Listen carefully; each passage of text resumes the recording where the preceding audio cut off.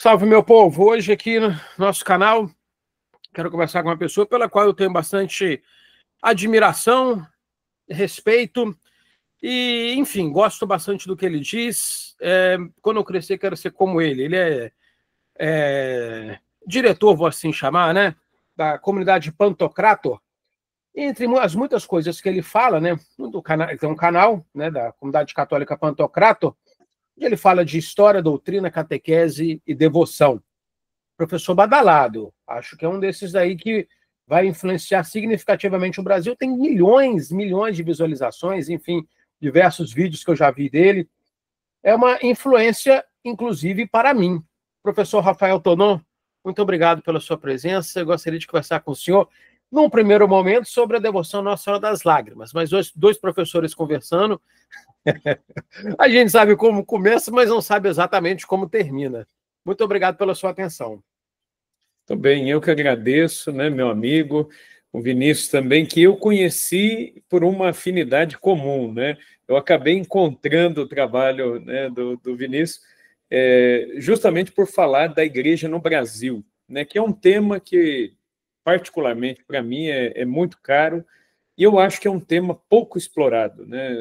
Infelizmente, nós temos uma riqueza grande no Brasil em relação à fé, mas as pessoas não têm noção assim desse patrimônio, né, que a história da igreja no Brasil é. E foi assim que eu acabei me encontrando aí com o seu trabalho também, e acredito, né, que desse encontro aí pode sair muito boas coisas, boas conversas aí, e, enfim, né, e aí todo mundo que nos assiste também, né, eu espero que aproveite bastante aí desse trabalho, né, que acima de tudo, né, a nossa pesquisa é um trabalho de historiador mesmo, é um trabalho de garimpar, de tentar juntar as fontes, de tentar comparar, entender, interpretar. Não é um trabalho fácil, é um trabalho árduo, né, mas que pode dar muitos frutos aí, né? E eu confio que dê.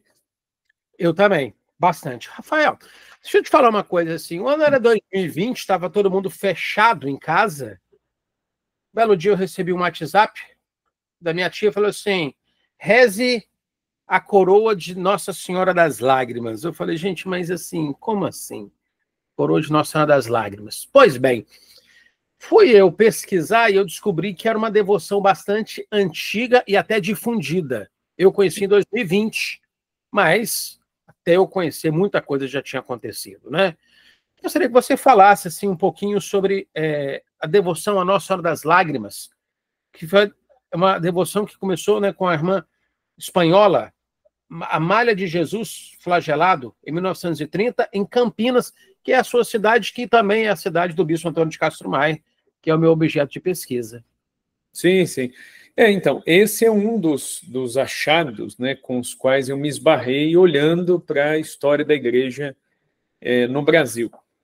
Só que, na verdade, né, eu digo que eu achei, né? Na verdade, eu não achei nada, eu fui achada no meio desse caminho, né? Porque o que acontece?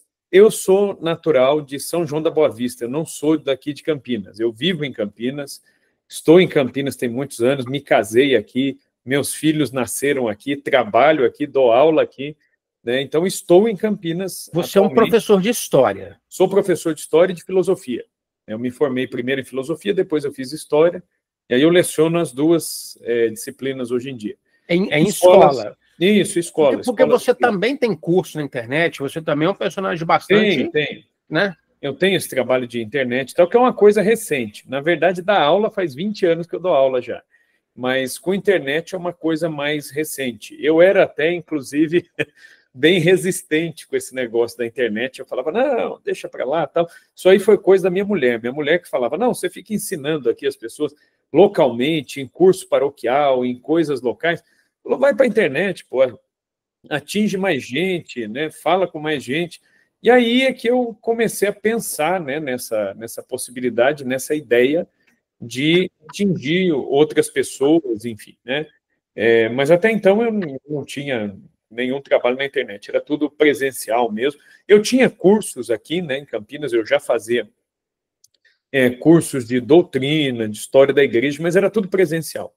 Aí, na verdade, eu só trouxe para a internet aquilo que eu fazia já localmente, nas comunidades, nas paróquias por aqui. Mas eu sou nascido em São João da Boa Vista. São João da Boa Vista é uma cidade que fica 1h30 daqui de Campinas, fica 3 horas de São Paulo, né? A minha cidade natal lá. Minha mãe, meu irmão, né, estão lá ainda, minha família está lá. E nasci lá, é uma cidade pequena, uma cidade menor, e eu era paroquiano do Santuário do Perpétuo Socorro, que é a Igreja dos Redentoristas, em São João da Boa Vista. Então, eu cresci ali, dentro daquele ambiente paroquial, e muito cedo, ainda moleque, eu me tornei coroinha e comecei a ajudar a missa no Carmelo, de São João da Boa Vista. Então, tem um convento das irmãs, que fica ali a 2 quadras da igreja paroquial. Eu ajudava a missa lá. E os capelães eram redentoristas mais velhos, né, bem mais velhos. Então, eu fui convivendo com esses padres mais velhos, depois que eu fui me dando conta, historicamente falando, de que eu estava lidando com personagens vivos da história da igreja no Brasil. Por exemplo, eu fui coroinha durante muitos anos, ignorando completamente quem eu ajudava a missa, que era o padre Alfredo Morgado, que foi o padre responsável por um dos restauros da imagem original de Nossa Senhora Aparecida. Foi ele quem encompridou os cabelos da imagem original de Nossa Senhora Aparecida e grudou a cabeça no corpo. Eu ajudei a missa dele.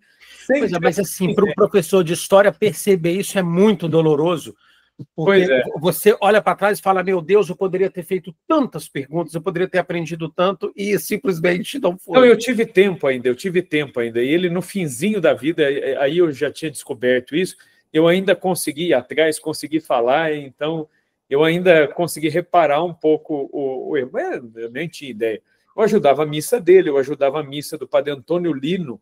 O padre Antônio Lino era um missionário redentorista que estava celebrando a missa no dia do atentado que quebrou a imagem original em 78, quando aquele jovem de São José dos Campos, ele estourou o vidro do nicho da Basílica Velha e saiu com a imagem original. Depois, assustado com a correria das pessoas, ele deixou a imagem cair no chão e partiu a imagem em quase 200 pedaços, né? E o padre Antônio Lino, eu era coroinha desses padres, né? Eu convivi com eles, personagens da história da igreja. Eu não tinha, assim, essa ideia.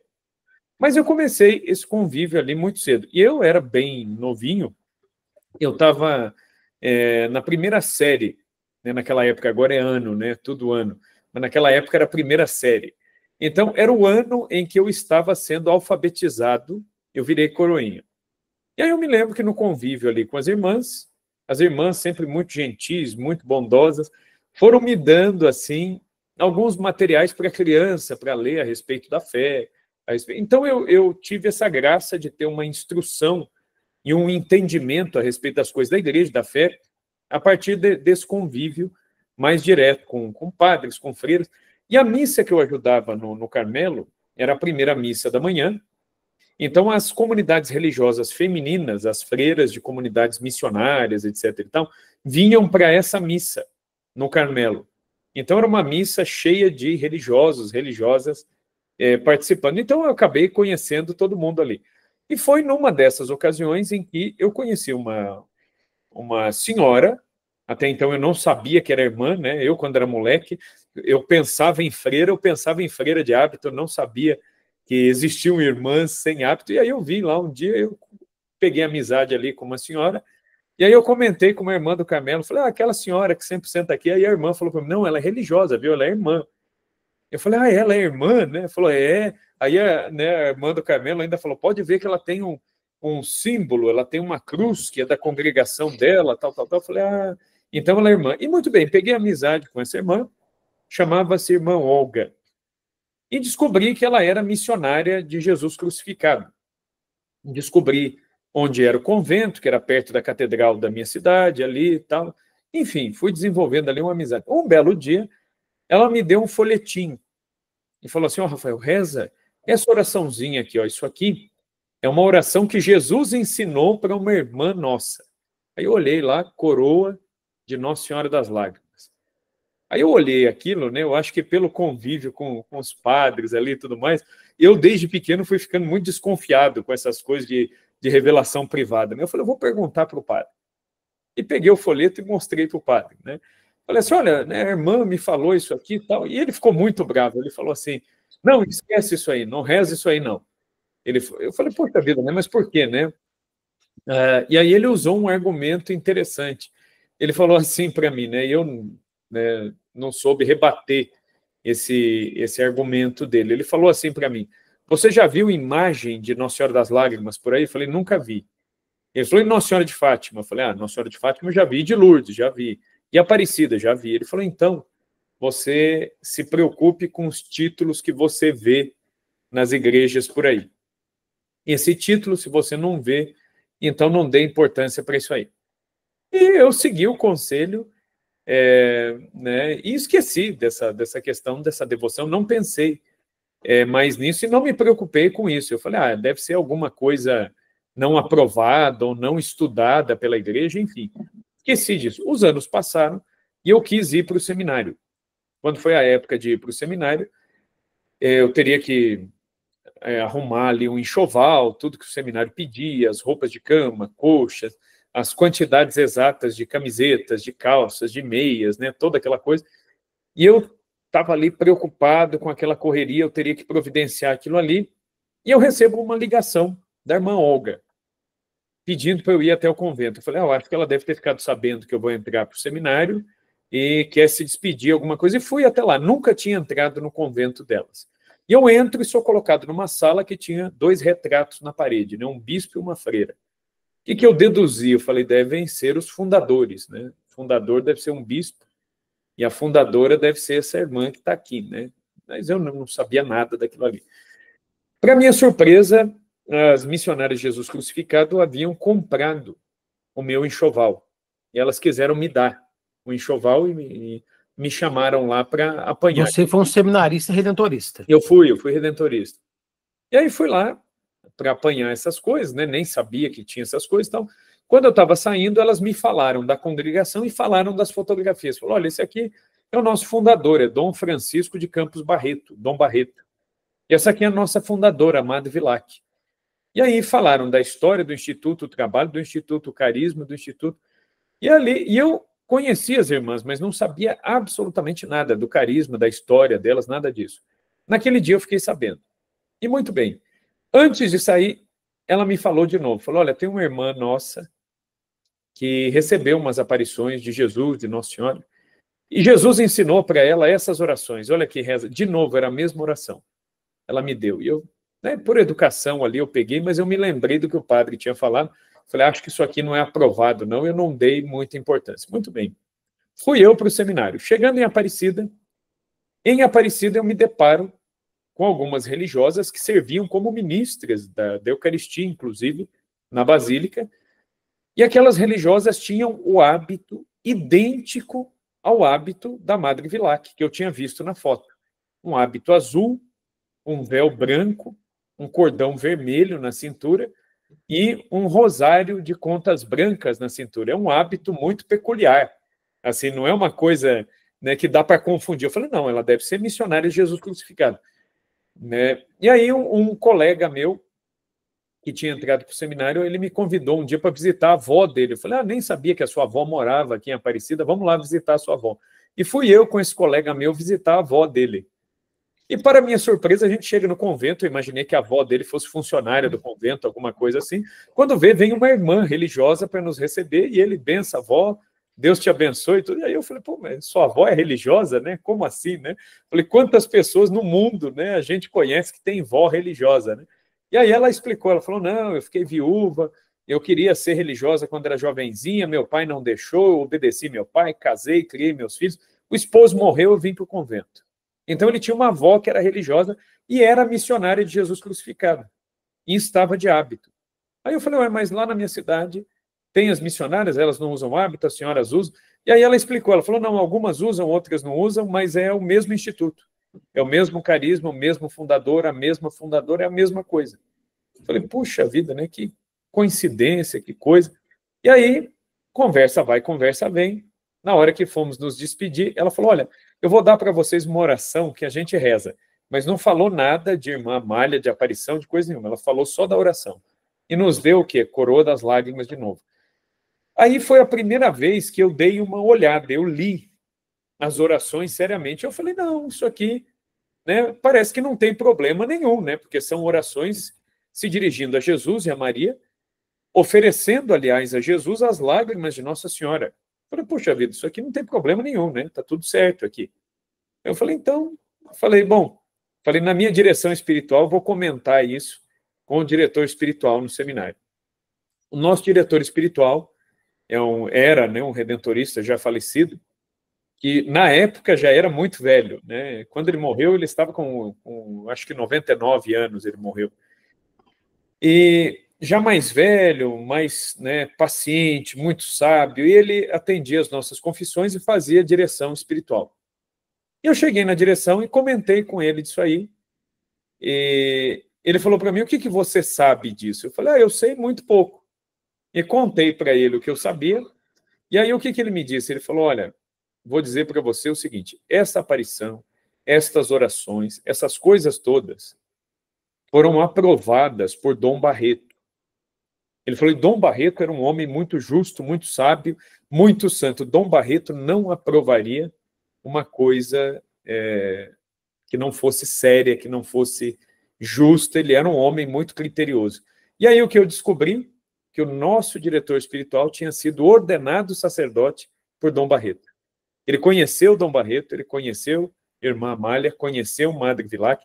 Então, os personagens dessa história eram conhecidos do diretor espiritual. E aí eu disse a ele, e como que eu posso saber mais? Então, a pesquisa começou aí. Falei, como que eu posso saber mais? Né? Como essa aparição se deu? Porque a gente não ouve falar. Eu falei, o senhor está me dizendo que é uma coisa autêntica, genuína. Mas por que a gente não ouve falar? Ele falou, olha, eu sei que a devoção foi recolhida por algum motivo. Ele falou, mas eu não sei dizer ao certo por quê. E ficou nisso.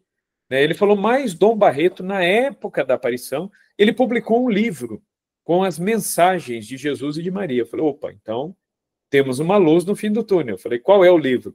Era um livro chamado Glórias e Poder de Nossa Senhora das Lágrimas. Eu falei, pronto. Eu procuro o livro, eu encontro o relato. Pelo livro, deve ter as referências bibliográficas de onde estão as informações. Aí dá para achar o fio da meada. Assim eu pensei. E aí o que eu pensei? Eu morava em Aparecida nessa época, né, no seminário em Aparecida.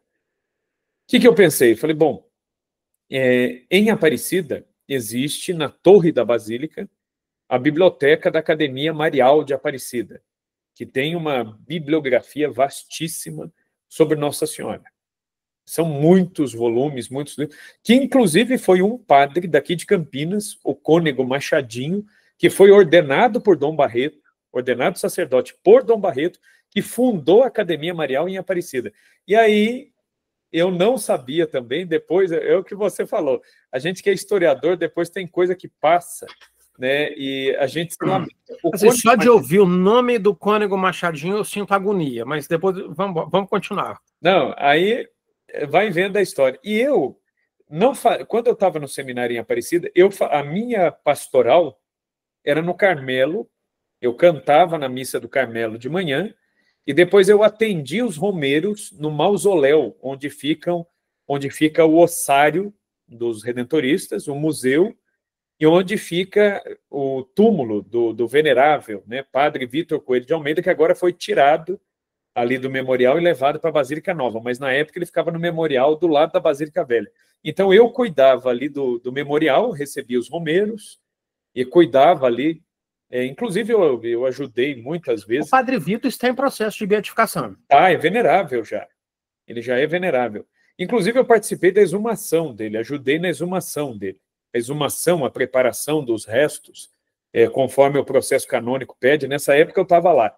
Eu ajudei a exumar o cardeal Mota, né? Eu não conheci o cardeal Mota, ele morreu 1 ano antes de eu nascer, mas eu exumei o cardeal Mota, eu participei ali da exumação.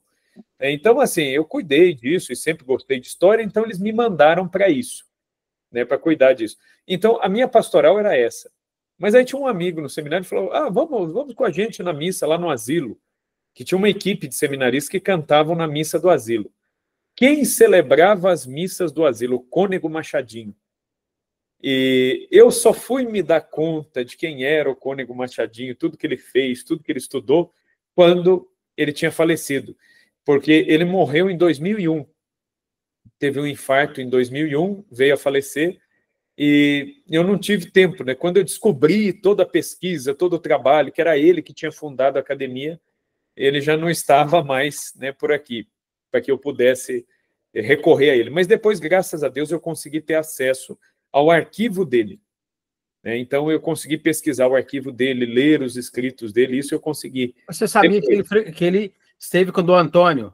Sim, sim, ele era conhecido, Dom Antônio. Assim, mas assim, ele frequentou campos e Sim. ele tentou, inclusive, mediar um processo de reconciliação com o Dom Antônio, entre o Dom Antônio e a igreja. Sim, enfim. Sim.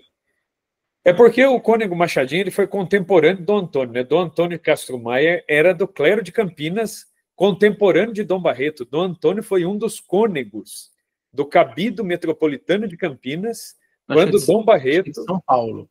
Ele foi de São Paulo, depois ele esteve em Campinas emprestado, aqui sim. durante um tempo. Quando Dom Barreto morreu, eu tenho... Está aqui atrás de mim, aqui, em algum desses livros. Quando Dom Barreto morreu, vários oradores se alternaram no elogio fúnebre a Dom Barreto, e eu tenho aqui um registro, não sei se você tem isso aí, se não tiver eu vou te mandar isso aí. Não, não tenho. Aí, ó. Então, eu tenho, inclusive, o elogio fúnebre que Dom Antônio de Castro Maia, que era cônego ainda na época, fez a Dom Barreto. Então, são personagens da história da igreja. Se a gente for estreitando muita pesquisa, a gente vai ver que tem muita coisa em comum. Né? Por exemplo, eu já identifiquei, você falou assim da freira Vilac. Então, assim, tem uma série de pontos comuns que haja lives, etc., mas as pessoas se conhecem. Igual a gente conversou, né, que Cônego Vilac tinha proximidade com Dom Clemente Sná, proximidade, enfim. Então, meio que as pessoas se conheciam, né? Assim, e a gente está aí agora remontando esse cenário para o entendimento da história contemporânea da igreja no Brasil. Sim, sim. E aí eu conheci o Cônego Machadinho, mas não imaginava quem era o Cônego Machadinho, brincava com ele, porque ele gostava de tomar ovo quente no café da manhã, então ele rezava a missa, e aí a gente, né, o seminarista, molecada, a gente ficava perturbando ele, falava, não, Cônego, mas o que é isso? Não sei o quê. Né? E ele brincava, ele falava, não, vocês que não sabem o que é bom. Né? E eu era bem mais magro do que eu sou hoje, ele falava, olha aí, isso aí é falta de tomar ovo quente. Então eu tive essa proximidade com ele, mas não imaginava, né, tanta coisa que eu poderia ter perguntado. E logo, pouco tempo depois, ele veio a falecer. E aí o que eu imaginei? Com esse negócio do Nossa Senhora das Lágrimas, eu falei, bom, tem a Academia Marial. O Cônego Machadinho reuniu muita bibliografia ali na Basílica. Eu falei, deve ter esse livro de Nossa Senhora das Lágrimas. E eu fui até a Academia Marial. Aí, muito bem. Chegando à Academia Marial, eu achei a ficha do livro, o título do livro, tudo bonitinho. Quando fomos pegar a referência do número na prateleira, não estava lá o livro. Alguém retirou e não devolveu. Procuramos para todo lado, reviramos a biblioteca da academia, nada. Não consegui o livro. O que eu pensei? Eu falei, bom, a própria biblioteca do seminário deve ter. O seminário lá em Aparecida ele tem uma biblioteca muito extensa, muito grande, né, com milhares de volumes. A biblioteca ocupa o andar térreo de uma ala inteira do seminário. É uma coisa gigantesca. A mesma coisa, eu achei a ficha catalográfica, achei o número, a série, a prateleira, e não tinha o livro. Aí eu falei, não, alguém deve ter devolvido isso no lugar errado. E aí eu comentei com outros seminaristas, e aí o que nós fizemos? Nós botamos as prateleiras do seminário abaixo. Nós olhamos uma por uma das prateleiras do seminário para ver se tinha... Só de ouvir você falar da agonia. Da agonia, é um negócio terrível. Eu demorei, assim, tempo para isso e não achamos. Eu falei, gente, não é possível um negócio desse. E aí eu comecei a ir até as casas religiosas ali de Aparecida. Ninguém tinha esse livro. Eu falei, puxa vida. Eu falei, a minha última esperança vai ser a Biblioteca dos Padres no Convento Novo, do lado da Basílica Nova, o convento dos redentoristas ali tinha uma biblioteca, tem até hoje, muito boa. Falei, então, o filé daquilo que tinha, assim, né, dos melhores livros estavam lá. E aí, na época, foi toda uma complicação, porque eu tinha que entrar na clausura ali dos padres, e sendo seminarista, a gente não passava ali para dentro da clausura. Aí, enfim, aí um padre foi comigo, e o padre estava com pouco tempo, eu precisava pesquisar logo, aquela agonia que eu tinha pouco tempo, era muito livro, aquela correria. Resultado, não achei, não consegui. Eu falei assim, puxa vida, então, quer dizer, existe aparição?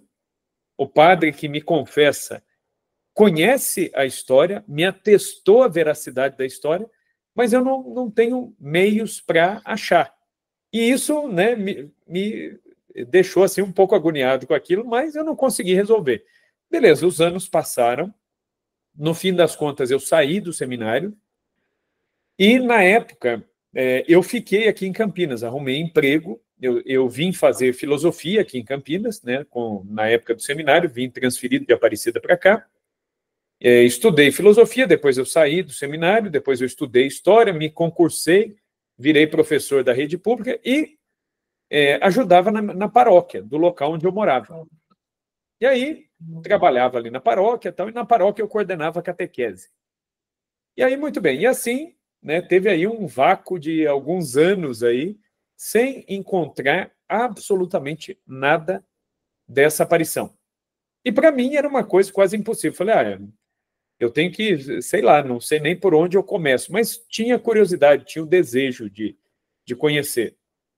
Aí, muito bem, coordenando a catequese, mais ou menos ali em 2008, 2009, mais ou menos, né, eu coordenava a catequese paroquial e eu iria pregar boa parte de um retiro para crianças da primeira Eucaristia.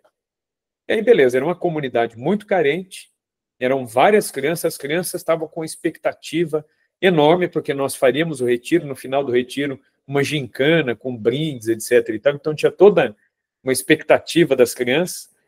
Na antevéspera do retiro, as irmãs da casa onde seria o retiro ligam para a gente, falando, olha, estourou um cano aqui, que passa na parede da sala de palestra, que está tudo inundado, está terrível a situação. Nós vamos ter que cancelar o retiro. Meu Deus, aí foi aquela correria, aquela coisa, a gente falou, como que a gente vai fazer isso para as crianças, vai falar isso para as crianças? A primeira Eucaristia já vai ser na semana seguinte, o retiro só tem essa semana para acontecer.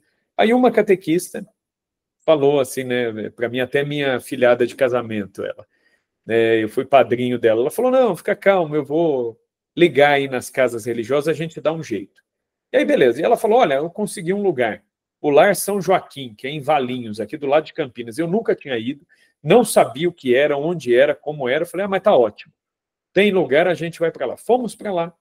Chegando com o ônibus com as crianças, a hora que estaciona o ônibus, eu vejo que sai na portaria do convento uma freira de azul e branco. Eu falei, missionários de Jesus crucificado? Quando a irmã chegou perto, eu falei, a senhora é missionária de Jesus crucificado? Aí ela riu e brincou, falou, opa, tem gente que conhece a gente aqui. Falou, então, estamos em casa aqui. Uma irmã muito simpática, tal, já é falecida, a irmã Renê, ela que nos recebeu, nos acolheu ali, e depois ela falou para mim, ela falou, no finalzinho, eu queria dar uma palavrinha com as crianças, eu posso? Eu falei, pode, claro, tal. E aí, durante o retiro, participamos da missa na capela delas, e na capela delas, me chamou a atenção uma imagem de Nossa Senhora. Era uma imagem de Nossa Senhora com um terço branco nas mãos. Eu falei, nossa, né? Essa imagem aqui, eu nunca vi uma imagem mesmo física, assim, desse jeito, Nossa Senhora com a cabeça baixa, com as mãos estendidas. Me chamou a atenção, mas o que eu imaginei? Falei, deve ser uma versão de Nossa Senhora das Graças. Embora o véu esteja diferente, a iconografia esteja um pouco alterada, deve ser uma variação que algum artista fez aí. Muito bem. No fim do retiro, vem a irmã para falar. Ela deu alguns conselhos sobre confessar-se bem, comungar bem, e depois, no final, ela falou assim, falou, gente, ontem eu estava rezando, ela falou, eu sempre rezo por todos os grupos que vêm fazer retiros aqui na nossa casa. Ela falou, e ontem à noite, eu estava rezando pelo grupinho de vocês. Ela falou, eu não sei porquê, eu não sei para quê, eu não sei com que propósito, mas eu senti assim um impulso, um desejo de compartilhar com vocês um tesouro que nós guardamos. Ela falou, eu já sou velha, várias das religiosas que estão aqui são também bem idosas, se a gente morrer, esse tesouro morre com a gente. Ela falou, então sentem-se aí um pouquinho, imagina uma sala com quase 40 crianças, 10 anos de idade. Eu falei, nossa, vai ser uma tragédia, eles não vão parar quietos, né, e tudo. E aí essa irmã, ela começa a falar. Falou, vocês viram que lá na capela tem uma imagem de Nossa Senhora? E aí ela começou a comentar, né? Ela falou assim, olha, se vocês viram que tem essa imagem de Nossa Senhora, vocês devem ter se perguntado, né, de onde que é essa imagem, como é essa imagem. Ela falou, e eu vou contar para vocês. E aí ela começou a narrativa da história de Nossa Senhora das Lágrimas, falou da fundação do Instituto, falou de Dom Barreto, Madre Vilac, Irmã Amália, contou a história da aparição, como aconteceu, como se deu, explicou tudo. Aí tudo se encaixou na minha cabeça. Eu falei, puxa vida, é isso que eu procurava. E as crianças ficaram quietinhas, eu fiquei impressionado com aquilo. E aí, no final, ela ainda nos disse assim, eu não sei por que eu disse isso para vocês, mas certamente vocês terão que fazer algo com isso que eu contei. E eu me senti, de certa forma, provocado com aquilo, né? Era algo que já tinha chegado até mim. Eu falei, puxa vida. Falei, não, eu vou pesquisar isso. Eu falei, vou pesquisar sério a fundo. Fui e falei com a irmã, falei, irmã, como a gente consegue pesquisar isso? Ela falou, ixi. Ela falou, vai ser muito difícil. Ela até falou, olha, existem arquivos na Cúria, existem arquivos na Casa Geral das Irmãs, mas você dificilmente vai ter acesso a essas coisas são restritas. Eu falei, mas não tem nada, um livro, nada que... Ela falou, não tem. Muito bem, passou um tempo depois disso, uns anos depois disso, a irmã Renê, eu tive notícias de que ela havia falecido, e eu fui tentando procurar por conta, e não achava. Procurei todo tipo de material, e aí me veio a ideia de procurar jornais da época da aparição. E aqui em Campinas existe uma biblioteca pública, a Biblioteca Municipal, que tem uma divisão que é uma hemeroteca. E tem jornais muito antigos da cidade. E quando eu comecei a procurar os jornais da década de 30, eu comecei a achar uma profusão de notícias sobre a aparição de Nossa Senhora das Lágrimas, sobre os fenômenos místicos da Irmã Amália. Foi uma coisa impressionante. E aí eu fui encontrando, achando tudo isso, e aí eu falei, não, então tem mais coisa que está faltando, porque eu não tinha os escritos da Irmã Amália, eu não sabia o que Jesus e Maria falaram, afinal, para essa freira. Os jornais não diziam, os jornais colocavam polêmicas, né? Só uma pergunta, Rafael, assim, desculpa te interromper, mas em algum momento você considerou a possibilidade, assim, primeiro, porque você está contando uma saga, assim, bastante agoniante, né? Porque essa procura toda em mim, em quem ouve, dá muita agonia. Você considerou a possibilidade de algum momento disso ser uma loucura? Assim, a aparição. Você está entendendo? Sim. Porque você sabe que tem muito louco por aí vendo Nossa Senhora. Não, o que eu pensava assim? Eu falava, o que eu tenho a favor? Eu tenho o testemunho de um padre, que eu considerava muito, e tinha o testemunho da irmã Renê, que embora eu não conhecesse, me passou muita segurança pelo fato de ter convivido com a irmã Amália, com a Madre Vilac. Eu falei, bom, são dois testemunhos primários, né, de pessoas que conheceram, primários não, né, secundários, né, seriam, né, porque são pessoas que conheceram a vidente. Eu falei, bom, os testemunhos são positivos. Mas, por outro lado, eu conheci também muitos padres, muitas religiosas, que falavam, e muitos pensam isso até hoje, que era uma loucura, que ela era histérica, que ela era uma pessoa que tinha algum transtorno, alguma coisa. Então, eu tinha essas duas coisas. Aí, no meio dessa coisa, eu falei assim, vamos ver, né, o que eu acho. Quando eu fui procurar os jornais, aí piorou ainda mais a minha dúvida. Por quê? Os jornais, de um lado, tinham os espíritas atacando, os espíritas começaram a fazer um ataque muito grande à irmã, os protestantes começaram a atacar também pelo jornal, e no meio do fogo cruzado, o bispo de Campinas, Dom Barreto, tentando esclarecer os fatos. E aí eu falei, poxa, né? Então aqui dá para reconstruir parcialmente os fatos. Então nós vemos o bispo tentando dar a versão correta dos fatos, mas existiam acusações de espíritas e protestantes, mas também existiam acusações de católicos. Então, por exemplo, eu fui vendo alguns artigos, e aí eu pegava os nomes, né, dos autores dos artigos para ver. Eram médicos católicos, políticos católicos, gente de igreja mesmo, e pessoas respeitadas na sociedade campineira. Pessoas influentes, né? Influentes, respeitadas, e que eram contrárias. Eu falei, puxa vida, então a coisa é mais difícil de entender do que parece, né? E muito bem. Só que eu fiquei com muitas pontas, muitas coisas nessa pesquisa sem resposta. Porque, por exemplo, essas aparições aconteciam. Qual é a mensagem dessas aparições? Fátima tem uma mensagem, Lourdes tem uma mensagem. E Campinas, o que é a mensagem? Eu não achava. Mais do que mensagem, né, Rafael? Por exemplo, se você pega Guadalupe, por exemplo, o Philip Callahan e o Jody Smith, por exemplo, estudaram o manto de Guadalupe e, assim, é uma coisa impressionante. As coisas, assim, eu não sei nem descrever de tão complexo que é. Lourdes, por exemplo, reúne alguns médicos, ateus, inclusive, que falam, por exemplo, me foge agora o nome do médico que decodificou o genoma do HIV, um francês agnóstico que dizia: lá em Lourdes acontecem coisas que a medicina não explica. Então, assim, quando tem evidências das mensagens marianas, e aí eu quero dizer para você o seguinte, Rafael, e para quem nos assiste também, quando você ouvir alguém falar em mensagem mariana, eu acho que é muito recomendado duvidar ao máximo. Sim, sem dúvida. Porque quando é provado o sobrenatural, é uma coisa muito forte. Como Lourdes, por exemplo, Lourdes, Guadalupe, Medalha Milagrosa, Fátima, onde o jornal anticlerical O Século narrou o sol bailando. Estou falando de um jornal que perseguia a igreja. Então você tem evidências históricas e científicas muito fortes. Mas e sobre Campinas?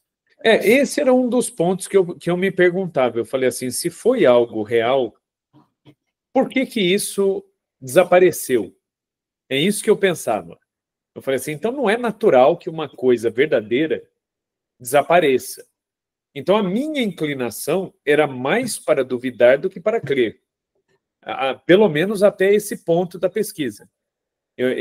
O que eu pensava comigo? Eu falei, olha, Dom Barreto me parece ser daqueles homens de igreja muito piedosos e que talvez tenha sido levado por esse discurso e tenha acreditado. É o que eu pensava. Eu falei, até que se prove o contrário, me parece ser isso. Aí, muito bem. Em 2011, passaram-se alguns anos, em 2011, eu fui chamado para uma entrevista num colégio das Missionárias de Jesus Crucificado aqui em Campinas. Eu tinha entregue um currículo no colégio delas em 2006. Era 2011, né? E eu não entreguei um novo currículo lá. E eu recebi uma ligação e me disseram assim, olha, tem um currículo seu que foi deixado aqui há muito tempo. Eu falei, nossa, eu deixei em 2006 o currículo lá. Em 2011, me ligam, né, pedindo para fazer uma entrevista lá, estavam precisando de professor de história. Eu fui em 2012, eu entrei para dar aula lá. Dando aula lá, quem que eu encontro? Né? Lá, Dom Barreto e Madre Maria Vilac, nas paredes do colégio, para todo canto. E eu pensei nisso, eu falei, olha que encontro providencial, né? Quando eu saí de casa para ir para o seminário, foram esses dois retratos que eu vi na parede da casa das irmãs. E agora, vindo trabalhar, ganhar o meu pão aqui, eu me encontro de novo com eles. Então, eu comecei a ler algumas coisas, a procurar coisas sobre os dois, Dom Barreto e Madre Vilac. Muito bem. Em agosto daquele ano, de 2012, a irmã diretora do colégio, ela falou assim para mim: Rafael, eu queria fazer em história um trabalho com os alunos de aprofundamento sobre a vida do fundador, do patrono do colégio. Eu falei: tá bom. O que a senhora tem de material, de livro sobre a vida do fundador? A senhora me passa e eu preparo aqui uma dinâmica. A gente pode fazer teatro, podemos fazer trabalhos em sala de aula, enfim, tudo sobre o patrono, Dom Barreto. E aí, para minha surpresa, a irmã, ela me disse: nós não temos nada publicado, tem um livro só, que foi publicado logo depois da morte de Dom Barreto. Ela me arrumou uma cópia. Falou: é isso que a gente tem. Eu falei: mas e os outros dados sobre a vida dele? Ele falou: isso aí a gente não escreveu ainda, uma biografia dele. Eu falei: não, vamos organizar isso aí, então, para fazer um trabalho bem feito aqui. Ela falou: tá bom, eu vou ver o que eu faço. Muito bem. Na semana seguinte, ela falou: olha, a superiora geral da congregação está esperando você do outro lado da rua. O colégio fica de um lado, a casa geral fica do outro lado da rua. Ela falou: vai ali até a casa geral e converse com a superiora e ela vai te dar um material sobre o fundador para você trabalhar com os alunos. Eu falei: ótimo. E cheguei lá, né, para fazer essa pesquisa, buscar esse material. Para minha surpresa, o que a superiora fez? A superiora me deu a chave do arquivo. Falou: olha, aquele armário, um armário enorme que existe dentro da sala, falou: tudo que tem ali dentro é tudo que nós temos sobre Dom Barreto. Falou: você pode abrir o armário ali e pesquise à vontade. Eu botei esse armário abaixo e li tudo. Eu li tudo. E eu comecei a ler o armário sem nenhuma lógica histórica. Eu fui pegando por pasta. Eu comecei de cima até terminar a última pasta embaixo. E depois é que eu fui organizando os dados. No meio dessa pesquisa, eu me deparo com cartas, decretos, correspondência trocada com o Papa Pio XI, correspondência com a Secretaria de Estado do Vaticano, tudo falando sobre a aparição de Campinas. Aí, quer dizer, todas aquelas pontas que eu não sabia amarrar, todos aqueles documentos que eu não tinha, de repente eles estavam ali, né, diante dos meus olhos, só que não estavam organizados. Aí eu até pedi a elas a licença para organizar. Eu organizei ali os materiais e separei por assunto esses materiais. E ainda assim eu falei: eu preciso fazer alguma coisa com isso. E aí eu fui até o bispo de Campinas, o arcebispo de Campinas na época, e narrei. Falei: olha, tem essa questão dessa aparição, dessa devoção, nós precisamos fazer alguma coisa. E aí o nosso antigo arcebispo era um canonista, né, muito atento à lei, às normas da igreja. E aí ele me deu uma série de instruções. Ele falou: olha, você precisa achar esses documentos, isso, aquilo. Me deu uma relação. Falou: se você encontrar tudo isso, aí sim dá para a gente elaborar um material e trazer essa devoção à tona novamente. Por quê? Porque o que eu achei no arquivo eram provas contundentes que explicavam, inclusive, as minhas dúvidas em relação à aparição. Porque eu até então, eu pensava assim: se fosse uma coisa como Lourdes, como Fátima, por que não teria ido para frente? O que é de Deus ninguém segura. Eu falei: então por que isso foi pausado assim? E aí eu me dei conta do que tinha acontecido. A aparição, as circunstâncias da aparição, elas são muito simples, né? Porque as aparições de Nossa Senhora das Lágrimas, mesmo, especificamente, foram 3 aparições que falam desta devoção. Agora, a religiosa, que era vidente, ela tinha fenômenos místicos desde a infância. Desde a sua primeira Eucaristia, ela já viu Nossa Senhora, já viu Jesus, ela tinha fenômenos místicos recorrentes, e foi assim até o fim da vida. Ela morreu dia 18 de abril de 1977, na cidade de Taubaté. Então, até o fim da vida, a irmã Amália teve esses dons místicos, conhecimento de consciências, capacidade de saber o que ocorreria no futuro. Enfim, tudo isso ela manteve até o fim. Mas as aparições, especificamente, foram 3. E tudo isso foi documentado pelo bispo. O bispo mandou vir psicólogos, psiquiatras, médicos, Essa irmã foi examinada. A igreja é muito porque assim, a igreja é muito dura. Dura. A gente sabe, assim, porque quem está fora da igreja diz assim: ah, não, a igreja quer alienar as pessoas para que as pessoas acreditem nas devoções e vamos explorar financeiramente. E quem está de fora diz isso. Mas quem conhece um processo de canonização, de mensagem mariana, sabe que quem menos acredita nos milagres da igreja é a própria igreja. A igreja é muito dura em relação a isso. Então, quando você diz que essa freira ela foi investigada por profissionais, é porque a vida dessa freira foi um inferno, no sentido de investigação dura, de submeter mesmo, de ser duvidada, desacreditada, sem o menor pudor. Por isso que eu digo que quando a igreja reconhece uma aparição, é porque ela já estourou todas as possibilidades assim de... Você sabe, Rafael, de investigação. É dura, a vida de um vidente é dura. Na verdade, ela satura, né? Se ela não chegar num ponto de saturar todas as possibilidades de dúvida, ela não para, né? A coisa vai indo. Vai indo. Não é a igreja que atesta o sobrenatural. Vamos deixar isso muito claro, assim. Quem atesta o sobrenatural é a ciência. É uma junta de profissionais, as mais variadas gamas de informação. Porque é importante dizer isso, que há um negócio de... Ah, não, porque a igreja quer inventar milagre para ganhar fiel. A igreja quer inventar... Não, quando, na verdade, é exatamente o contrário. É um processo duríssimo. E aí, no meio dessa história, Dom Barreto chamou médicos, inclusive médicos não católicos. Esses médicos faziam perguntas, tentavam confundir a irmã, e ela dava sempre as mesmas respostas e tudo. E todo mundo percebeu uma coisa que era gritante. Ela não era uma pessoa de uma instrução muito profunda. A irmã Amália era uma imigrante espanhola, sabia ler, sabia escrever, sabia calcular e só. Ela não estudou muito. O próprio Dom Barreto, quando ele escreve a carta dele a Pio XI, isso eu tive a oportunidade de ler no original. Ele escreve, né? Graças a Deus, acredito eu que a irmã Amália nunca leu essa carta de Dom Barreto, né? Porque coitada dela se ela lesse isso, né? Porque Dom Barreto ele escreve ao Papa dizendo assim: atesto a sua santidade que esta religiosa é incapaz de dissertar sobre teologia mais do que 2 linhas. A sua cultura não o permite. Né? Então, quer dizer, ele está dizendo que é um ignorante completa, assim, né? Uhum.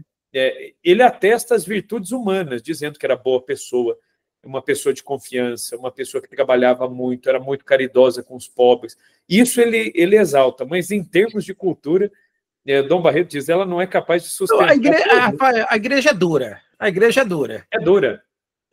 E os documentos são duros, né? Quando a gente lê isso, assim, eu quando li isso, para mim foi até um baque. Eu falei, meu Deus do céu, né? Olha o que ele está dizendo ali, né? Da irmã. Mas é aquela dureza necessária, assim, para analisar. Não é mau caráter. A gente não está falando que é cruel, não se trata de uma crueldade, mas se trata de um rigor necessário, porque, assim, em sendo verdade, não haverá rigor suficiente. Não haverá rigor suficiente. Por isso que é necessário ter esse rigor. E aí o que acontece? Ele fez essa junta de profissionais e ele não ficou satisfeito ainda. Então ele mandou vir 2 teólogos. O Monsenhor Jerônimo Baggio, que era um padre italiano que vivia aqui em Campinas. Ele foi reitor do seminário e não era nada simpático a ideia de fenômeno místico, de aparição e de nada disso. Então o Monsenhor Baggio era muito duro com essas coisas. Inclusive o Monsenhor Baggio ele gostava muito daquelas devoções litúrgicas. Então ele gostava daquilo que era próprio da liturgia da igreja, mas falou em aparições, falou em outras coisas, não que ele duvidasse, mas ele sempre tentava trazer o foco mais para aquilo que era litúrgico do que para aquilo que era devocional. Então uma pessoa fora de suspeita. Dom Barreto pede para que ele analise o caso. E ele fez várias perguntas e tentou confundir a irmã e ele sai muito impressionado dessa conversa. E depois Dom Barreto chama um padre chamado Antônio José Vieira, que é um jesuíta que tinha sido reitor da Faculdade de Teologia de Salamanca, na Espanha. Esse jesuíta era doutor em dogmática e ele foi colocado em contato com a irmã e ele disse a Dom Barreto, falou, não há nenhum erro teológico, né? Depois eu confiro o nome dele exatamente, né? Eu não lembro se é exatamente esse o nome ou se eu inverti a ordem dos nomes dele. Mas é um jesuíta, assim, de altíssimo nível, e ele analisa, do ponto de vista teológico, ele fala, olha, de fato, não tem nenhum erro teológico nessas mensagens dela.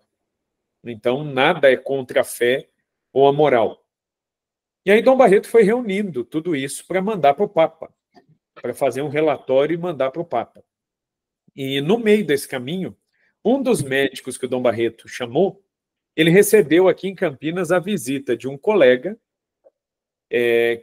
esse colega ateu, avesso à igreja, né, um homem totalmente anticlerical, e esse homem, né, estava ali conversando com esse médico, e esse médico falou, olha, eu tenho um compromisso agora, vou ter que examinar uma freira, e esse amigo ficou especulando muito, mas eu vim te visitar, você vai me deixar aqui? E aí, por educação, ele convidou, falou, você quer me acompanhar? Eu vou até o bispado, e do bispado nós vamos até o convento. Ele falou, por favor, eu gostaria de ir. E aí, quando esse homem chegou junto com o médico, Dom Barreto estava esperando um. Chegaram dois. E esse sociólogo foi apresentado a Dom Barreto com o nome de doutor. O médico disse, esse é o doutor fulano de tal. E Dom Barreto imaginou que fosse um médico e explicou o caso com toda boa vontade. Falou, olha, o caso é de uma religiosa com fenômenos assim, assim. Eu gostaria que os senhores analisassem e, se possível, emitissem os seus pareceres técnicos. O que aconteceu? O médico deu um parecer médico positivo, dizendo, olha, é uma mulher saudável, mentalmente saudável, fisicamente saudável, não tem problema nenhum. E o sociólogo, que se passou por médico, fez um relatório que a identificou como histérica, possivelmente esquizofrênica, mas detonou a irmã Amália. E Dom Barreto imaginou que ele fosse médico. E Dom Barreto fez o quê? Dom Barreto foi tão honesto que colocou esse relatório junto com os outros relatórios médicos. Era um único relatório negativo. Só que um único relatório negativo era de um sujeito que não era médico, era sociólogo. E aí tudo isso foi ajuntado, Dom Barreto escreveu uma carta, tirou fotos da irmã e mandou esse dossiê para o Vaticano. Então tudo isso foi encaminhado a Pio XI. Pio XI foi informado de tudo desde o primeiro momento dessas manifestações públicas. As aparições, elas datam de 1930. Mas elas começam, na verdade, em 29. A história, bem resumidamente, como que foi? O irmão mais velho da madre fundadora, a Madre Maria Vilac, a família Vilac eram 7 irmãos, 4 moças e 3 rapazes. Na verdade, foi um problema na minha conexão. As 4 moças se tornaram religiosas e os 3 rapazes se casaram, da família Vilac. E aí o Pedro Vilac, que era o irmão mais velho da madre, era casado, tinha 3 filhos, a esposa estava grávida do 4º filho. E a esposa teve um desmaio em casa, ele levou para o hospital, imaginando que fosse, né, alguma indisposição ali da gravidez, e a esposa foi internada em estado gravíssimo, não acordou, e os médicos diagnosticaram um tumor maligno no cérebro, que já havia tomado conta, e do ponto de vista da medicina, com os recursos que existiam naquela época, não tinha o que fazer. O que os médicos disseram? Aquilo que a gente pode fazer esgota aqui. Então, você já comece a se preparar para o pior. E ele sai do hospital, que era perto do convento, ele sai do hospital transtornado e vai até o convento e pede orações. E ele fala com a irmã dele, a Madre Vilac.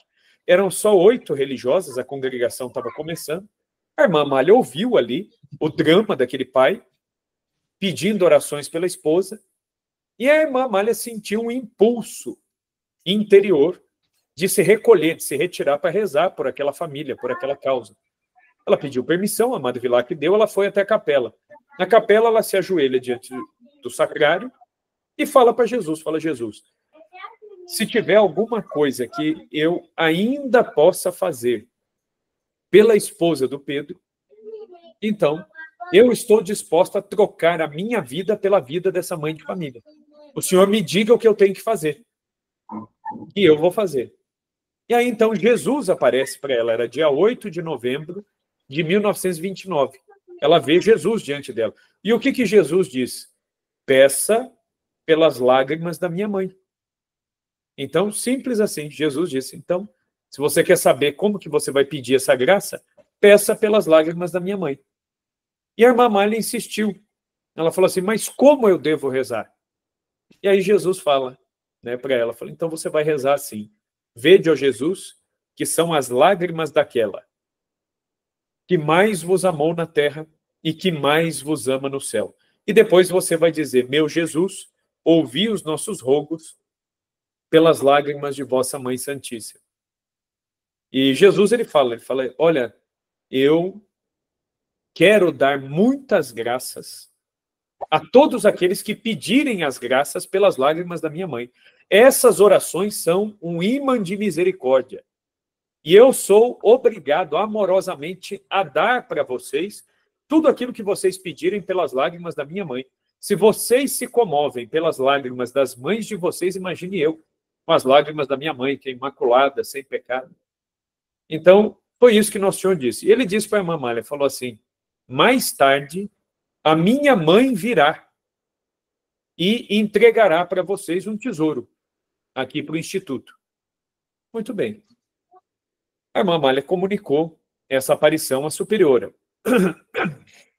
A superiora, não querendo discernir, né, sozinha num caso tão grave, chamou o bispo, que era fundador da congregação. Dom Barreto e Madre Vilac fundaram juntos essa congregação. E aí Dom Barreto, quando ouviu isso, ele falou, bom, a única maneira de saber se isso é verdade, se isso vem de Deus, é testando, né? Se der certo e acontecer o que foi falado, então é verdade. É um critério muito pragmático, né, que a igreja usa. E aí o que Dom Barreto falou para as irmãs? Então peguem essas orações que supostamente Jesus ensinou e rezem na intenção dessa mãe de família. Curiosamente, em 3 dias, as freiras ficaram repetindo essas jaculatórias. Vede, ó Jesus, meu Jesus, ouvi nossos rogos. Iam rezando isso durante o dia todo, na intenção dessa mãe de família. Resultado, no 3º dia, essa mulher recebeu alta, foi para casa, terminou a gestação do 4º filho tranquilamente, essa criança nasceu e essa mulher morreu idosa com outros problemas de saúde. O filho que nasceu desta intercessão também morreu há pouco tempo atrás. Então, né, existem alguns critérios, né, Rafael, assim, de uma cura, tem que ser uma cura definitiva, uma cura instantânea. Sim. A pessoa, quando morrer, vai morrer de outra razão, de outro motivo, não por aquele motivo. Não, e ela morreu mais de 50 anos depois da graça alcançada. Então, quer dizer, realmente aconteceu. O bispo percebeu, Madre Vilac percebeu, então eles falaram, bom, vem de Deus mesmo. Vamos aguardar, vamos ver aí os próximos passos. Dia 8 de março de 1930, a irmã Amália estava rezando na capela do Instituto, quando ela mesma, durante a sua oração, e ela mesma narra isso, a irmã Amália tem uma carta dela para a superiora, que ela conta isso. Ela fala que ela estava muito bem acordada, muito bem alimentada, com os olhos bem abertos, quando ela estava recolhida diante do sacrário e ela se sentiu elevar-se do chão. Ela entrou num êxtase que ela suspendeu do chão. Ela sentiu isso. E quando ela olha, diante dela, ela vê Nossa Senhora vindo, também suspensa. Nossa Senhora não pisava no chão da capela. Estava suspensa, no ar um pouco mais alta que a irmã Amália, e vinha na direção dela. E aí Nossa Senhora se apresentou com um vestido roxo, com um manto azul e com a cabeça coberta. Tem a capa aqui do meu livrinho, deixa eu colocar aqui, ó. Isso aqui é um devocionário que eu escrevi pela Canção Nova, tem a imagem aqui, né, do jeitinho que a irmã Amália viu, né? É o vestido roxo, o manto azul. E essa devoção se se popularizou muito há alguns anos. Eu vou falar por conta própria de 2020, porque foi quando eu conheci, Rafael, inclusive queria tocar no assunto com você, é o seguinte: conheci essa devoção à Nossa Senhora num contexto até político, contrário a uma determinada linha sob ameaça de questões do comunismo, etc. Eu não sei se teve essa finalidade, eu já vi você falando sobre isso, assim, vejo você falando muito da devoção, do contexto histórico da época, do contexto político, enfim, mas retomou há alguns anos, eu estou datando de 2020, tá, porque eu quero, porque eu não conheci de trás da orelha. Mas eu vi muitas pessoas que usaram essa... Assim, não usaram, se valeram, não usaram pejorativamente, não, mas se valeram dessa devoção por conta de alinhamento político, assim, para poupar o Brasil dos males do comunismo, enfim. Isso aconteceu, a impressão minha. Na época teve alguma coisa assim, né? Porque a aparição é de 1930. Mas eu estou falando agora, assim, né? agora, 2020, Isso, 2022... a aparição de 1930. 1930, o Brasil tinha uma situação política complicada, porque foi a época do fim da República do Café com Leite, Washington Luiz foi derrubado, Getúlio Vargas foi colocado no poder na Revolução de 30, então tinha toda aquela questão. E o grande mote, aliás, da Revolução de 30 era combater o Partido Comunista que crescia no Brasil naquele contexto, né? E aí é interessante também que, durante a época das aparições, Nossa Senhora menciona um termo semelhante ao que ela fala em Fátima, que ela fala do mal que ameaça o mundo. Só que, por exemplo, nas aparições, Nossa Senhora nunca falou, não existe menção à palavra comunismo. Então, as pessoas acabaram interpretando lá naquela época, no contexto da aparição, e depois, agora, mais recentemente, de novo, como sendo o comunismo. Mas foi nessa época também que aconteceu Simbres, houve a aparição de Simbres? Isso, Simbres foi em 36, 6 anos depois. Tá. Né? É porque eu sei que foi nesse contexto aí, mas não sabia exatamente o ano. Sim, é 36. Campinas 30, Simbres 36. Agora, Simbres não, Simbres é diferente. Simbres há uma menção na mensagem de Simbres claramente falando do comunismo. Em Campinas, não. Em Campinas, Nossa Senhora fala o mal que ameaça o mundo. E aí Nossa Senhora ela fala de outras coisas aqui em Campinas. Aqui em Campinas, a gente pode dizer que o núcleo, assim, o centro assim, das advertências de Nossa Senhora giram em torno da família. Nossa Senhora fala muito da obrigação das mães de educar bem as filhas, dos pais de dar bom exemplo para os filhos homens. Nossa Senhora fala muito da oração em família, fala muito da questão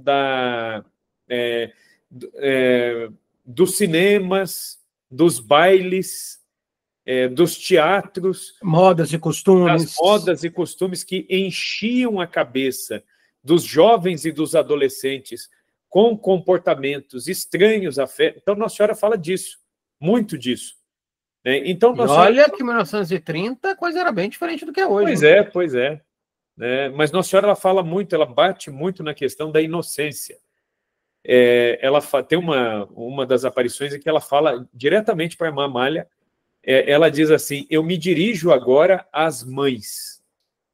E aí Nossa Senhora fala com as mães. E a irmã Amália anota isso aí. E Nossa Senhora diz assim: vocês reclamam que suas filhas não as obedecem quando vocês dizem que a roupa é imodesta. Mas a culpa é de quem? É de vocês, que não educaram as filhas quando eram crianças, quando eram pequenas. Não educaram com um exemplo, não advertiram quando deveriam advertir. E agora os filhos vos escapam pelos dedos.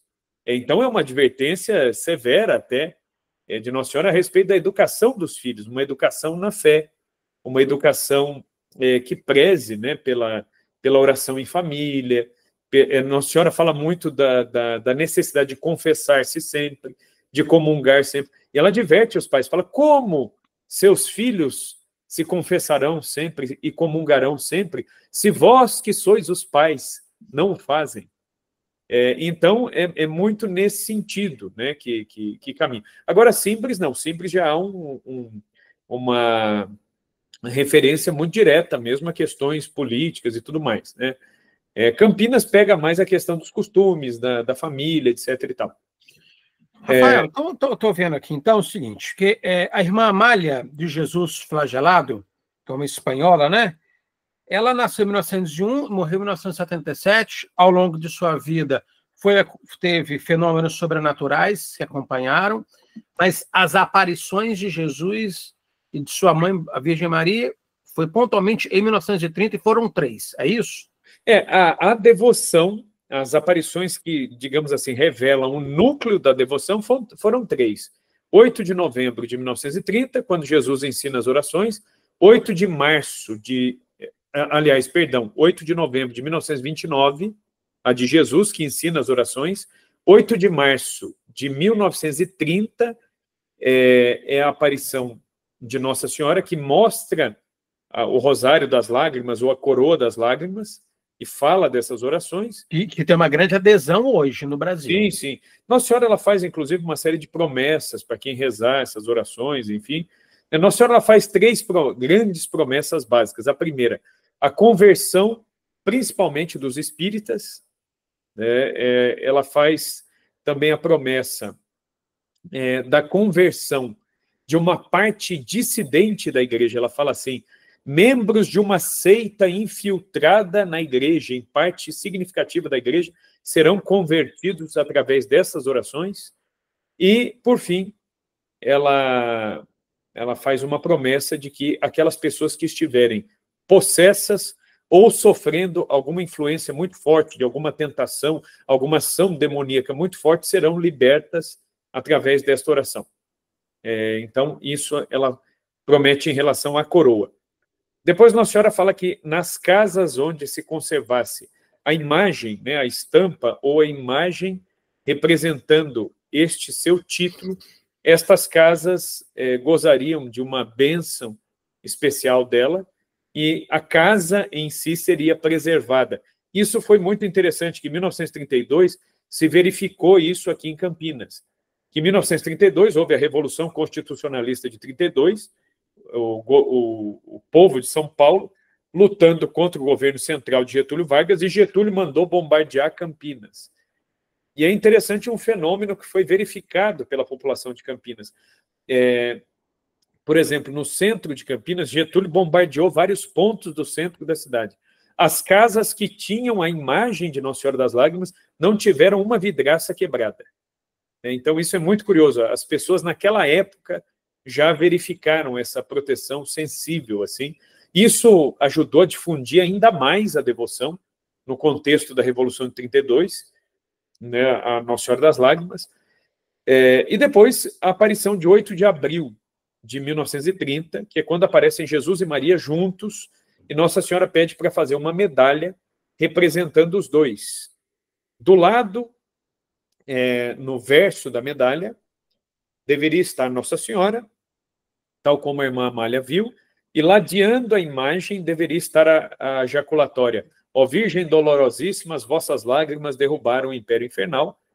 E no reverso da medalha, Jesus manietado, Jesus com as mãos amarradas, e uma prece, né, uma jaculatória mais longa, que depois Dom Barreto alterou essa jaculatória. A jaculatória original dizia o seguinte: por vossa mansidão divina, ó Jesus manietado, salvai a pátria brasileira do erro que a ameaça.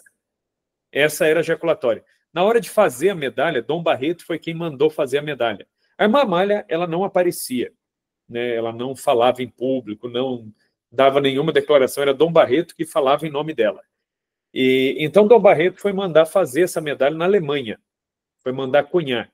E não coube a frase, era muito longa em português. Aí Dom Barreto ele fez uma adaptação, ele mandou colocar lá: por vossa mansidão divina, ó Jesus manietado, salvai o mundo do erro que o ameaça. E aí é interessante que depois o próprio Dom Barreto ele ficou com aquele peso na consciência. Ele falou: nossa, né, mas se é Nossa Senhora que pediu para fazer, eu adaptei. E ele falou para a irmã Amália: a senhora depois pergunte para Nossa Senhora se a alteração que eu fiz está de acordo, se tem que ser daquele jeito mesmo. E aí é interessante que a irmã Amália pergunta para Nossa Senhora diz, se o bispo fez, está feito, as graças serão as mesmas. Né? Então, de pleno acordo. Né? Então, na verdade, o núcleo da devoção está nessas 3 aparições. Mas, assim, pelo que você está falando, houve uma devoção do tempo presente, né, da década de 30, mas depois parece que essa devoção caiu no esquecimento, ou aconteceu alguma coisa assim? Não, foi a Inquisição. Aí o que acontece? Dom Barreto ele tinha fundado uma congregação que, para os padrões da época, soava muito estranha. Por quê? As missionárias de Jesus crucificado, elas deveriam usar o hábito nas missas e dentro do convento. Mas quando elas saíam para o apostolado na rua, elas tiravam o hábito, prendiam o cabelo num coque, colocavam um chapeuzinho e elas andavam de taier, de terninho e saia, vestidas como mulheres da sociedade para fazer apostolado, visitar as casas, visitar famílias, regularizar, levar as pessoas para regularização de matrimônio, quem vivia junto, catequizar crianças. Então, para ter essa entrada nas casas de família, Dom Barreto entendeu que, naquele contexto daquela época, era melhor tirar o hábito. Né? Então, imagine, é uma congregação da década de 20, onde as religiosas usavam hábito nas missas e dentro do convento, e já não usavam hábito no apostolado da rua. Era algo que muitos bispos, muitos padres não gostavam. No contexto de igreja do Brasil, achavam até um pouco absurdo esse tipo de trabalho desse jeito. Então, esse é um primeiro ponto que chamou atenção. E o segundo ponto que chama atenção é que as aparições aconteceram em 1930. Dom Barreto, em 32, ele já tinha dado o imprimato, o Nil Lobstadt, e 50 dias de indulgência para quem rezasse a Coroa das Lágrimas.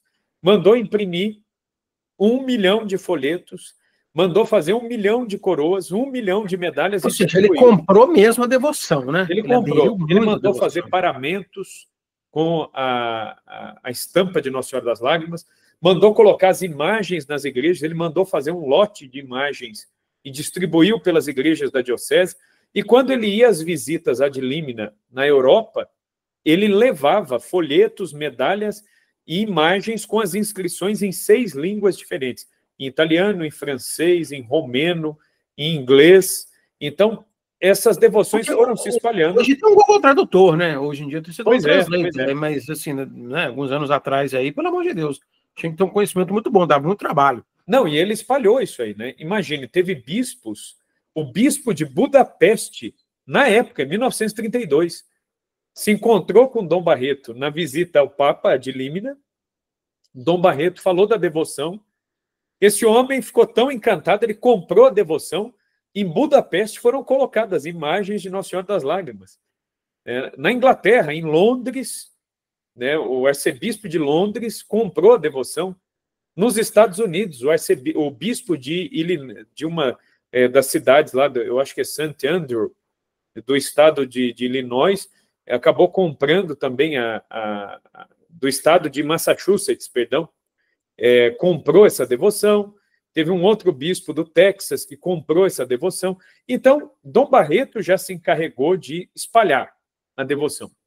E Dom Barreto ele era dirigido, eu descobri isso também, pelo fato de ter sido redentorista, eu descobri isso nas minhas andanças pelos arquivos dos redentoristas lá, que o padre Estevão Maria era um redentorista alemão que trabalhou em Aparecida, ele foi o diretor espiritual de Dom Barreto. E o que esse padre fez? Ele, quando soube da aparição, ele falou para Dom Barreto, quando o senhor for à visita de Límina, o senhor me avise, eu estou com uma permissão do superior para visitar a Alemanha, que é minha terra natal, e eu vou junto com o senhor e nós vamos a Teresa Neumann. A Teresa Neumann era uma mística estigmatizada, né, que desde a década de 30 já chamava atenção. Teresa Neumann morreu na década de 60.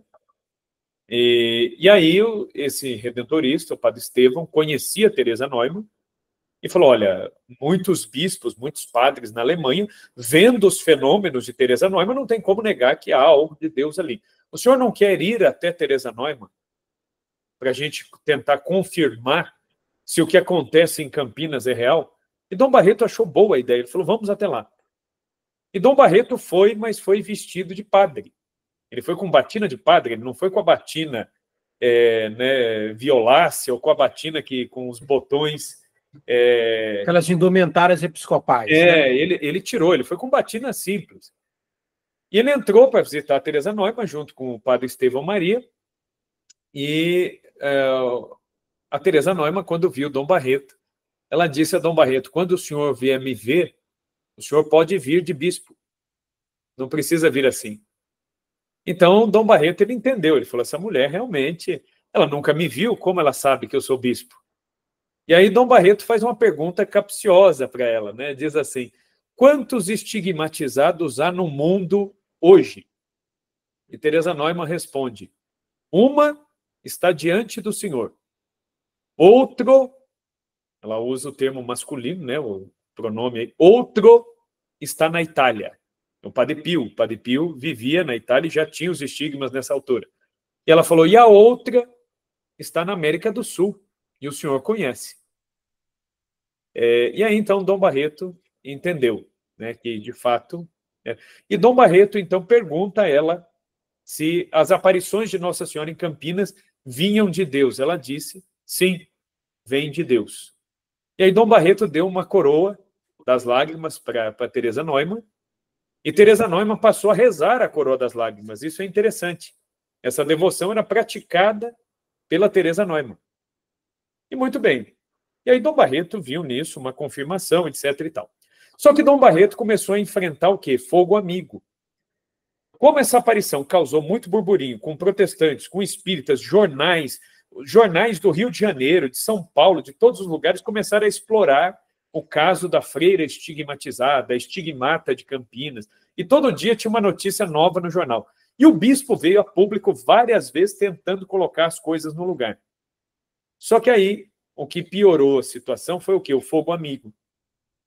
Outros bispos e muitos padres começaram a colocar em causa o interesse de Dom Barreto em promover essa devoção, insinuando que talvez Dom Barreto quisesse atrair atenção sobre ele, quisesse, de repente, virar arcebispo, virar cardeal, né, tendo uma projeção, ou talvez querendo um santuário na sua diocese. E, de fato, Dom Barreto ele tinha um projeto e ele chegou a construir uma igreja para Nossa Senhora das Lágrimas que ele não pôde inaugurar com o título de Nossa Senhora das Lágrimas. Era o sonho dele.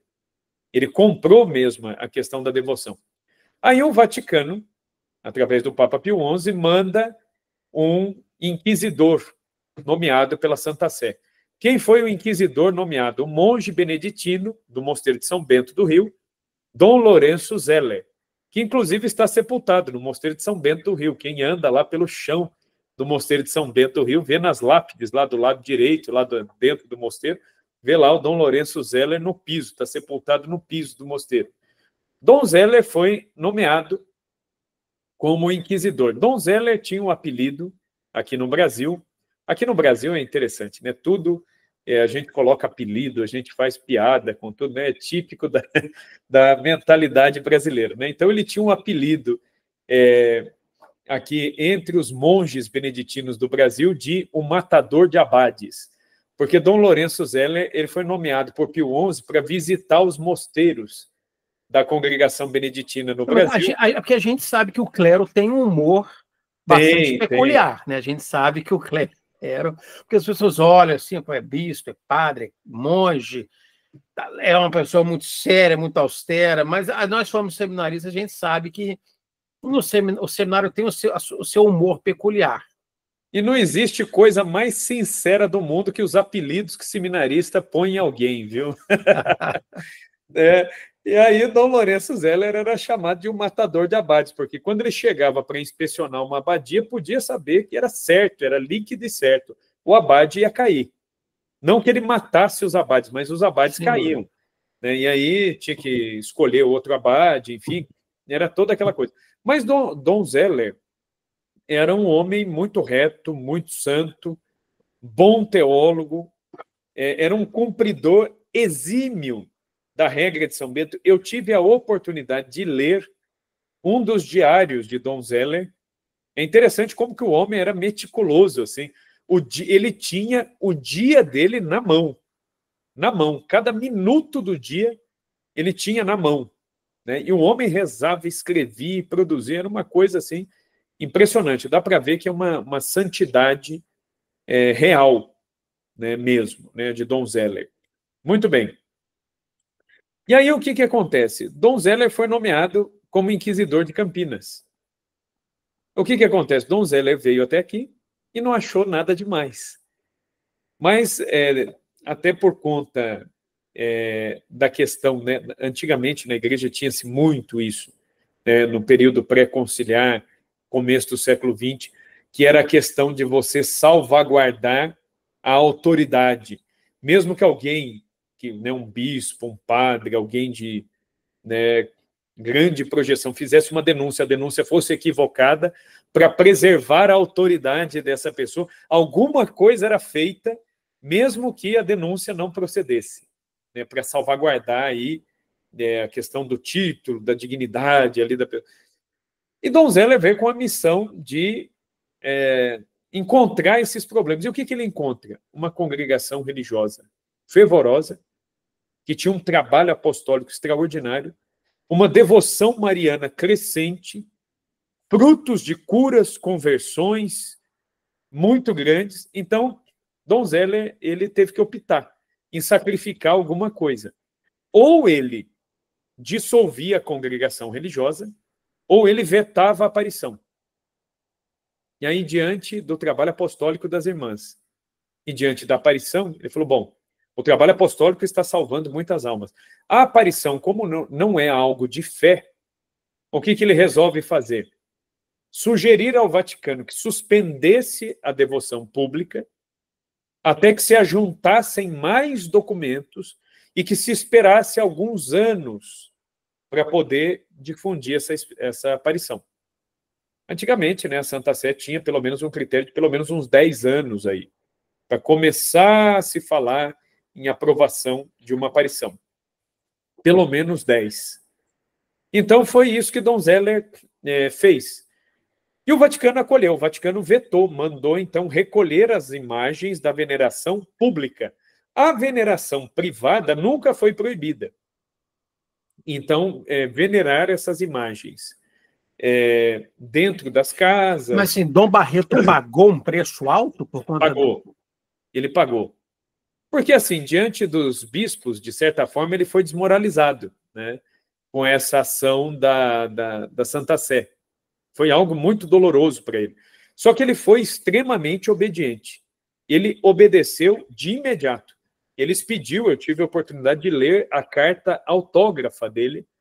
Ele emite um decreto diocesano de cumprimento imediato para que as imagens fossem retiradas imediatamente da veneração pública. Paramentos com Nossa Senhora das Lágrimas ou Jesus manietado deveriam ser recolhidos e a coroa das lágrimas era para ser rezada em âmbito pessoal.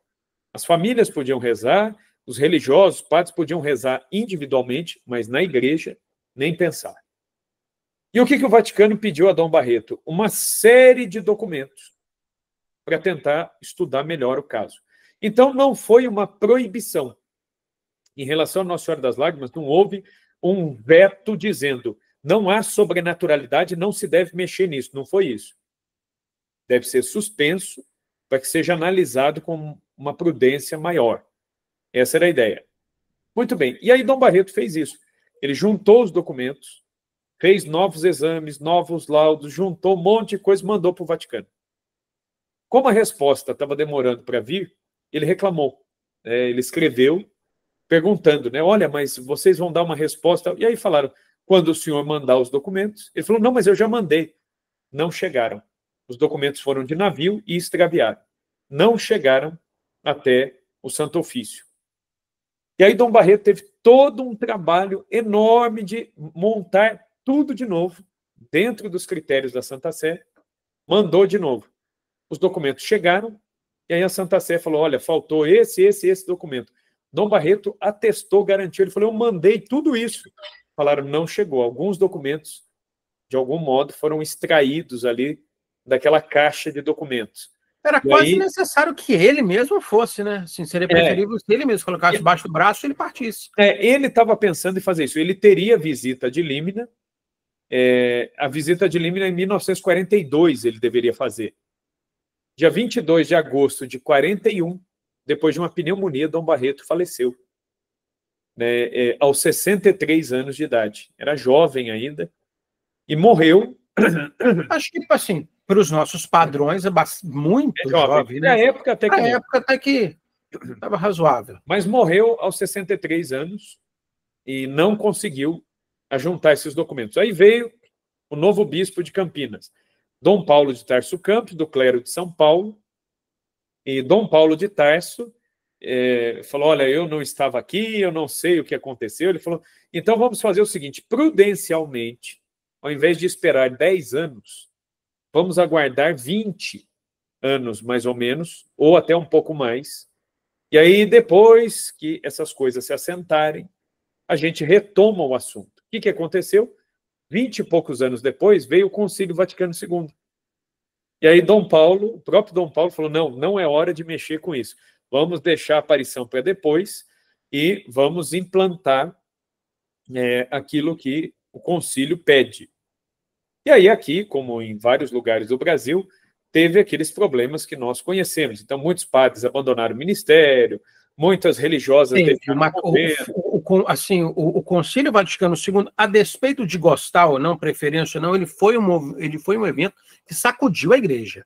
Sim, sim. Sacudiu o clero, gerou uma crise de identidade, enfim, foi o concílio. Em algumas dioceses o processo foi mais tranquilo, né? Mas em outras não, né? Então teve essa coisa conturbada, né, da transição. Acho que no Brasil acho que menos essa crise de identidade, mas me parece que na Europa teve foi mais terrível, muito mais terrível.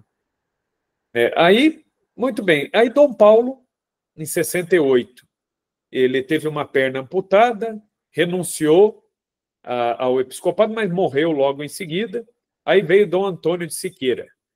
Dom Antônio de Siqueira, devotíssimo de Nossa Senhora, homem de uma cultura vastíssima, mas Dom Antônio de Siqueira, ele tinha também aquela visão muito diplomática dos bispos, né, de relações e tudo mais, e ele entendeu que não era coisa para ele mexer. Ele falou, não, isso aqui vai gerar muita polêmica, muito problema, não vou mexer com isso. Em 1980, vem o sucessor de Dom Antônio de Siqueira, Dom Gilberto Pereira Lopes, que é vivo ainda, Dom Gilberto é vivo. Dom Gilberto completou esse ano 78 anos de ordenação sacerdotal, né? Então, imagina, ele tem 78 anos de padre, né? Vamos botar aqui, ele está com pelo menos uns 100 anos, então. 100 anos, ele vai fazer 100. Porque o clero era ordenado muito novo. Isso. 24, 23, o rapaz estava sendo ordenado padre. Dom Gilberto ele foi secretário de Dom Luiz Mouzinho, que foi arcebispo de Ribeirão Preto. Dom Luiz Mouzinho morreu antes do concílio. E Dom Gilberto tinha sido secretário de Dom Luiz Mouzinho, né? E Dom Gilberto está lúcido ainda hoje, celebra ainda, né? É interessante, de vez em quando a gente encontra com ele por aí, celebrando ainda, muito lúcido, a cabeça boa ainda.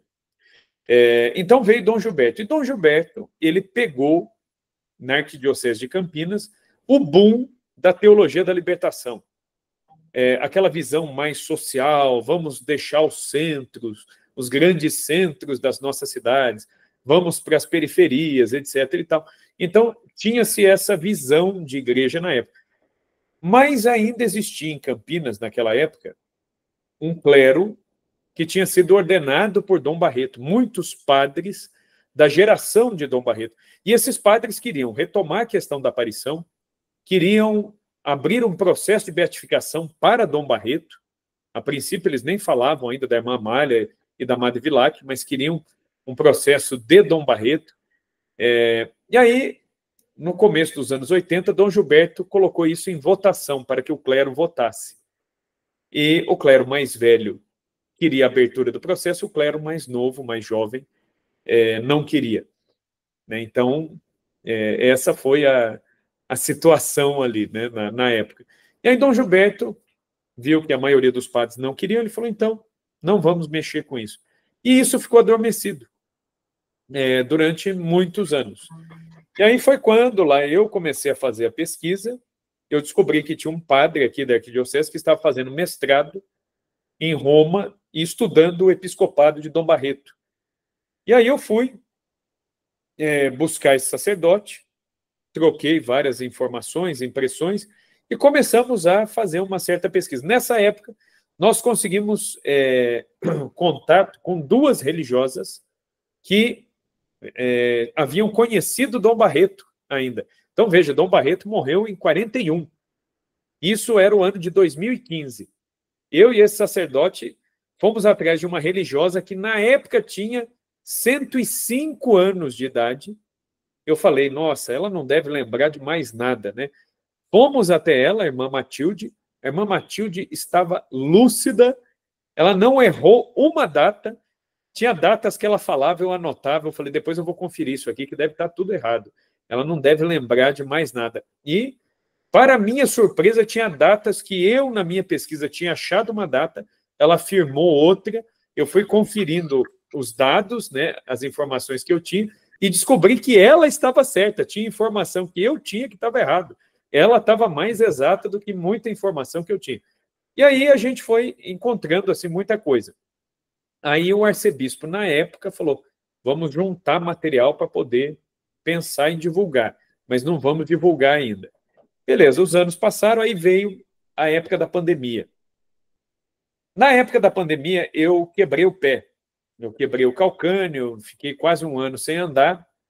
E aí eu comecei a fazer umas lives. Foi a época que eu comecei na internet. Eu falei, sabe o que eu vou fazer? Um dia eu falei, eu vou compartilhar essa pesquisa que eu fiz. Resolvi, peguei, fiz uma live, compartilhei essa pesquisa. E eu falei, uma coisa que falta nessa pesquisa são os benditos cadernos da irmã Amália, que Dom Barreto publicou na época das aparições, mas ninguém é capaz de achar. Então você começou porque você hoje é uma figura pública e, enfim, foi na época da pandemia, então? Na época da pandemia. Bastante eu estava de pé quebrado, né? Eu não podia andar. Pé quebrado, o mundo fechado, parado, todo mundo conectado à internet, muito propício. Aí eu fui para a internet. E aí eu compartilhei, mas despretensiosamente. Fiz uma live. Eu acho que assistiram a minha live ao vivo, naquela primeira live que eu fiz, 19 pessoas. Eu falei, vou compartilhar e beleza. Né? Seja lá o que Deus quiser e que Deus faça dar os frutos aí. E é interessante, quando eu conversei com a irmã Matilde, eu até falei para ela, eu falei, a senhora acha que a gente deve mexer com essas coisas? Será que é vontade de Deus? Será que... Aí a resposta dela falou, não sei. Eu falei, irmã, mas a senhora conheceu o Dom Barreto, conheceu a irmã Amália, o que a senhora acha? Ela falou, olha, a única coisa que eu posso dizer para você é que, se Deus quiser, Deus fará com que esses documentos apareçam, com que pessoas que conheceram Dom Barreto, Madre Vilac, apareçam. Deus faz. Eu falei assim, mas então, a gente continua ou não? Ela falou, não tem como saber. Ela falou, você tem que continuar para ver. Ela falou, e se der frutos, é porque Deus quer, e se não der frutos, o vento leva. Ela falou, é isso. E aí, muito bem, eu fui seguindo nessa pesquisa e fiz essa live. Beleza, no dia seguinte, a minha live tinha ao vivo 19 pessoas, no outro dia, umas 60 visualizações. Pouquinho. Uma dessas 60 pessoas entrou em contato comigo pelo Facebook. Era um rapaz lá de Portugal. E esse rapaz falou para mim, olha, professor, aqui em Portugal, eu cuido de um arquivo que pertenceu a um padre, e aqui em Portugal existem esses livros publicados em português por Dom Barreto, e vieram parar aqui em Portugal. Se o senhor quiser, eu mando escaneado em PDF aí para o senhor, eu transformo em PDF, e mando para o senhor. Eu falei, não é possível isso. Falei, pode me mandar então. E o rapaz mandou, e eram os livros mesmo, originais. Ele tinha isso lá em Portugal. Escaneou e me mandou. Aí o elo que faltava, que eram os cadernos espirituais, chegaram. Aí o arcebispo de Campinas foi trocado, né? O Papa mandou o nosso arcebispo para outra arquidiocese e veio o arcebispo novo. Quando veio o novo arcebispo, que é o atual arcebispo nosso, Dom João, eu conversei com ele e ele falou, olha, você é leigo, tudo, faça uma divulgação, fale da devoção e vamos ver aonde chega. E vamos vendo aí o que Deus quer. E aí, calhou de, nessa época da pandemia, muita gente começar a difundir a devoção. Isso é interessante. Foi um movimento, acho que caiu a conexão.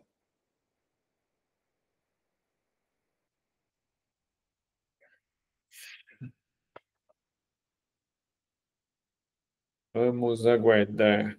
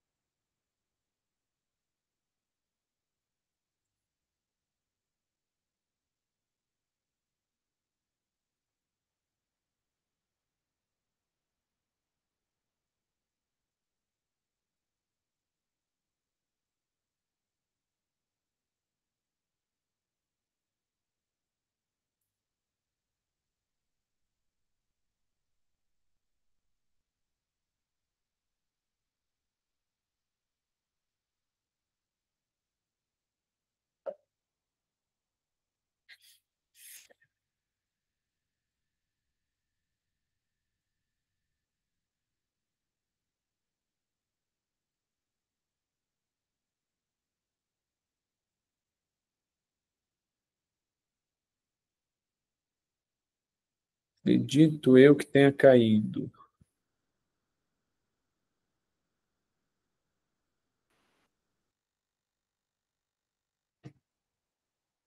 Oi, Rafael, tá me ouvindo?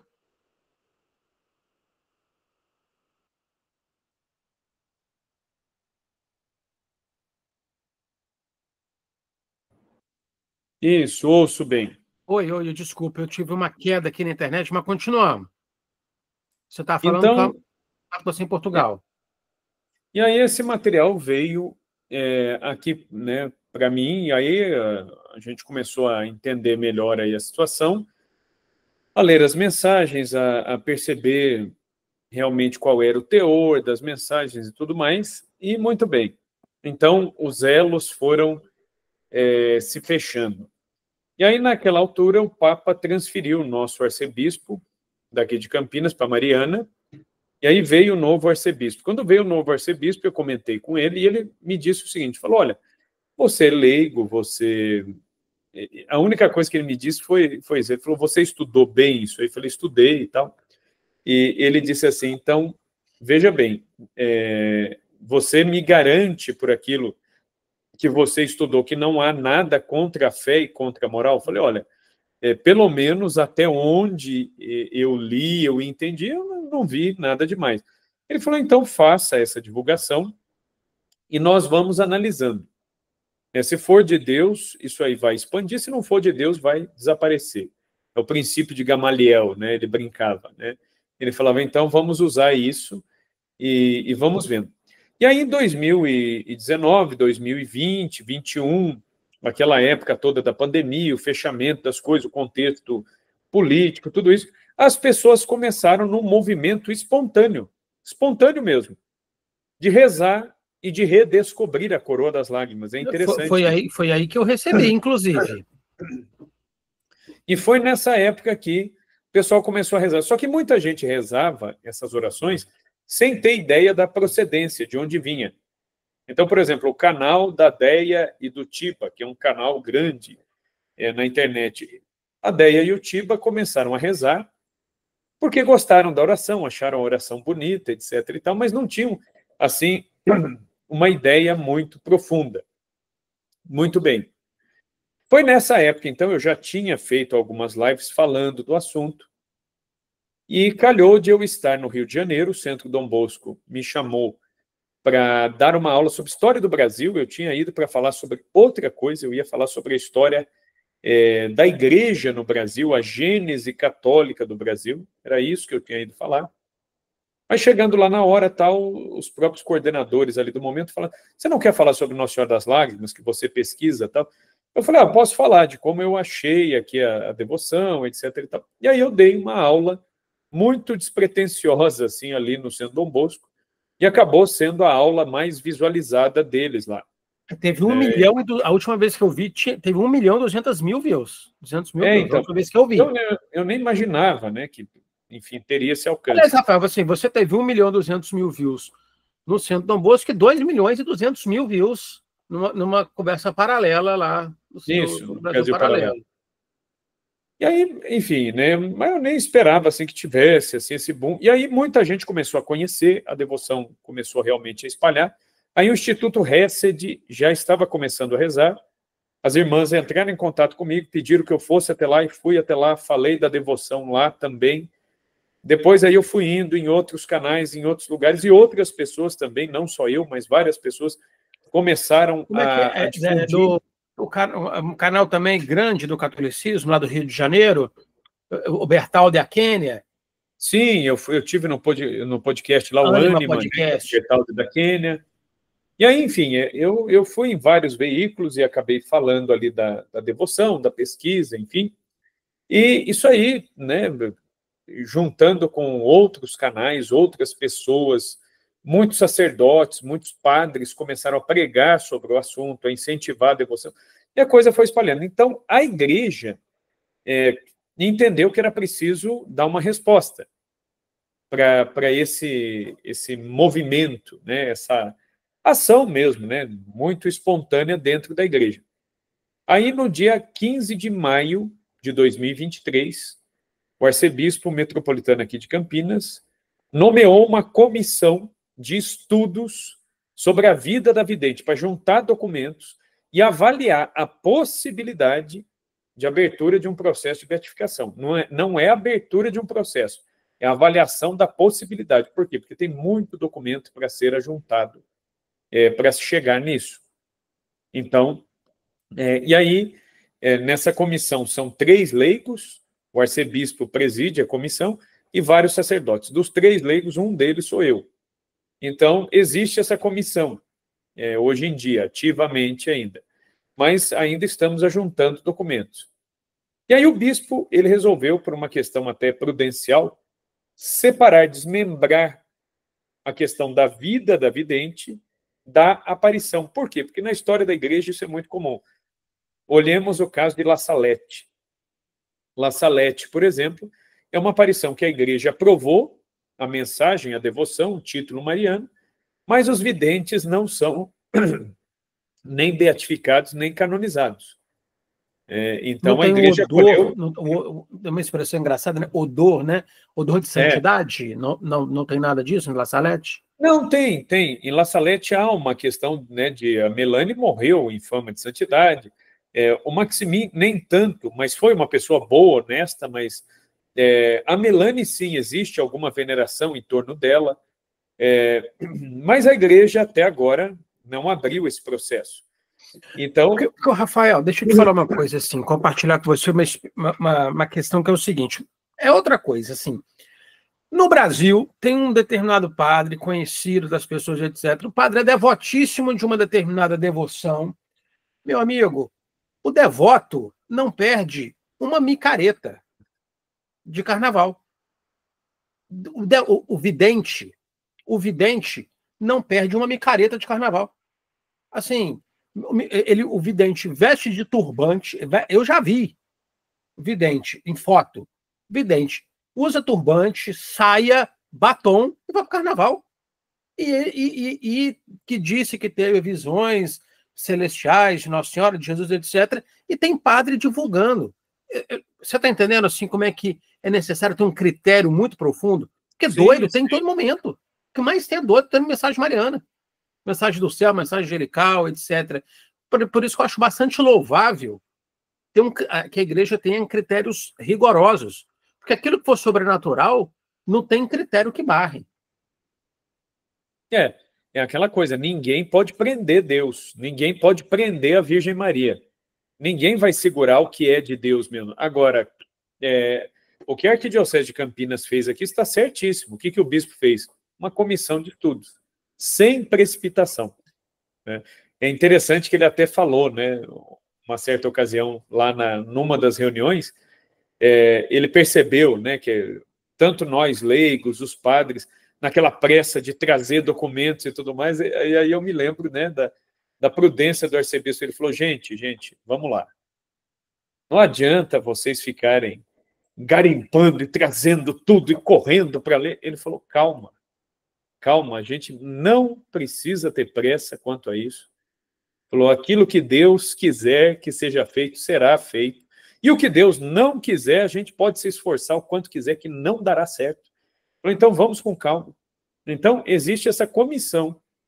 E essa comissão ela tem um trabalho muito longo mesmo, até se pensar num processo de canonização. Agora, é claro, a irmã, ela morreu em fama de santidade. Eu conheço várias pessoas que a conheceram, que conviveram com ela e que dão esse testemunho muito claramente. Mas a igreja tem um processo que é muito criterioso para chegar na abertura do processo, né? Nós não estamos falando nem de beatificação ainda, é uma abertura de processo. Então, até agora, o Vaticano nem licença ainda deu para abrir o processo dela. Então, isso é uma coisa que foi desmembrada. E a aparição, o que o arcebispo fez? Ele extraiu da aparição aquilo, digamos assim, que é o principal, o essencial. Então, no dia 19 de junho de 2023, ele emitiu 2 decretos. Um primeiro decreto reconhecendo e ratificando a aprovação que Dom Barreto tinha dado. Por quê? Dom Barreto ele deu uma aprovação. A Santa Sé impôs um veto, certo? Só que em 1967, Paulo VI derrubou todos os vetos do Santo Ofício em relação a revelações privadas. E o que Paulo VI estabeleceu?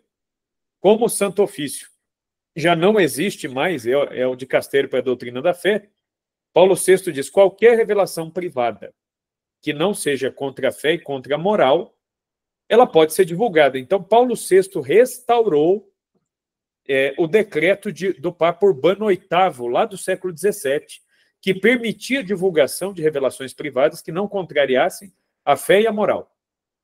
Então, quer dizer, com essa derrubada do veto que Paulo VI fez, Nossa Senhora das Lágrimas pode ser divulgada. Então, o que o bispo fez aqui em Campinas?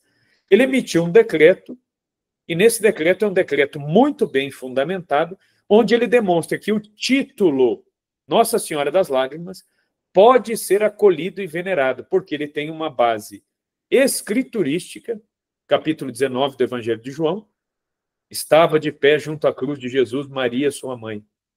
As dores de Nossa Senhora, elas são atestadas biblicamente. As lágrimas são fruto da dor. Então, existe uma base escriturística. Depois ele pegou a tradição da igreja, está tudo no decreto episcopal. Ele fala de toda a veneração que se teve às dores de Maria ao longo da história da igreja, com vários títulos, Nossa Senhora do Pranto, da Soledade. Nossa Senhora tem as 7 dores de Nossa Senhora, né? 7 dores de Maria, tem tudo isso. Aí o bispo fundamentou com isso e, por fim, ele pegou vários documentos e pronunciamentos dos papas que falam das dores de Maria. Então, existe uma base para o título Nossa Senhora das Lágrimas, na escritura, na tradição e no magistério. Então, ele autorizou o uso e a veneração do título. Depois, ele fez uma segunda coisa, ele restituiu as imagens de Nossa Senhora das Lágrimas ao culto público, ou seja, estão autorizadas está autorizada a confecção, a bênção e a exposição de imagens de Nossa Senhora das Lágrimas para a veneração pública. E, por fim, ele acolhe e aprova eclesiasticamente a oração da coroa das lágrimas como uma oração teologicamente correta e que traz uma espiritualidade profunda que une o fiel às dores de Jesus e Maria. Então, o que o bispo fez? Ele pegou o núcleo da coisa, o título, o sentido teológico do título e os efeitos espirituais que a oração da coroa pode trazer para os fiéis. Então, isso já está aprovado. Agora, o que resta fazer ainda? Resta ainda que uma comissão teológica se debruce sobre as mensagens, emita um parecer e aí encaminhe isso também para o dicasterio da doutrina da fé. Agora acontece o seguinte, né, em 17 de maio do ano passado, 2024, a doutrina da fé emitiu uma série de normas agora para revelações privadas e aparições, etc. e tal. E pelo que está dito lá, a igreja deixa claro que ela não irá se pronunciar mais, pelo menos é o que o prefeito da doutrina da fé diz lá naquele documento, salvo algo em contrário, né? Pode ser que no futuro, um próximo papa, né, alguém altere isso aí novamente e volte para aquilo que era. Mas atualmente está dito lá que a igreja não vai se pronunciar mais dizendo, é sobrenatural, não é sobrenatural. Né? Então a igreja não mais fará isso. Mas a igreja pode acolher a devoção, o título e os frutos espirituais que vêm disso. É o que a igreja fez com Medjugorje. O que o Vaticano disse sobre Medjugorje? Que o Vaticano reconhece que há uma prática devocional que une as pessoas a Cristo através de Maria, através da devoção ali a Nossa Senhora de Medjugorje, e que isso é acolhido pela igreja. Mas a igreja, por exemplo, não endossa a totalidade das mensagens. Inclusive, o próprio documento do Dicasterio da Doutrina da Fé reconhece que Medjugorje tem algumas mensagens que são problemáticas e outras que estão de acordo com a doutrina. Entendeu? A mesma coisa foi dito sobre a Rosa Mística e por aí vai. Então, provavelmente, com Nossa Senhora das Lágrimas, pode ser que aconteça isso, né? Que o Vaticano faça aquilo que já foi feito aqui em nível local. Acolha a expressão, o título, os frutos, mas talvez não se pronuncie sobre as mensagens. É um tema bastante complexo, né? Medjugorje, por exemplo, assim, eu tive um tempo que eu frequentei bastante a renovação carismática.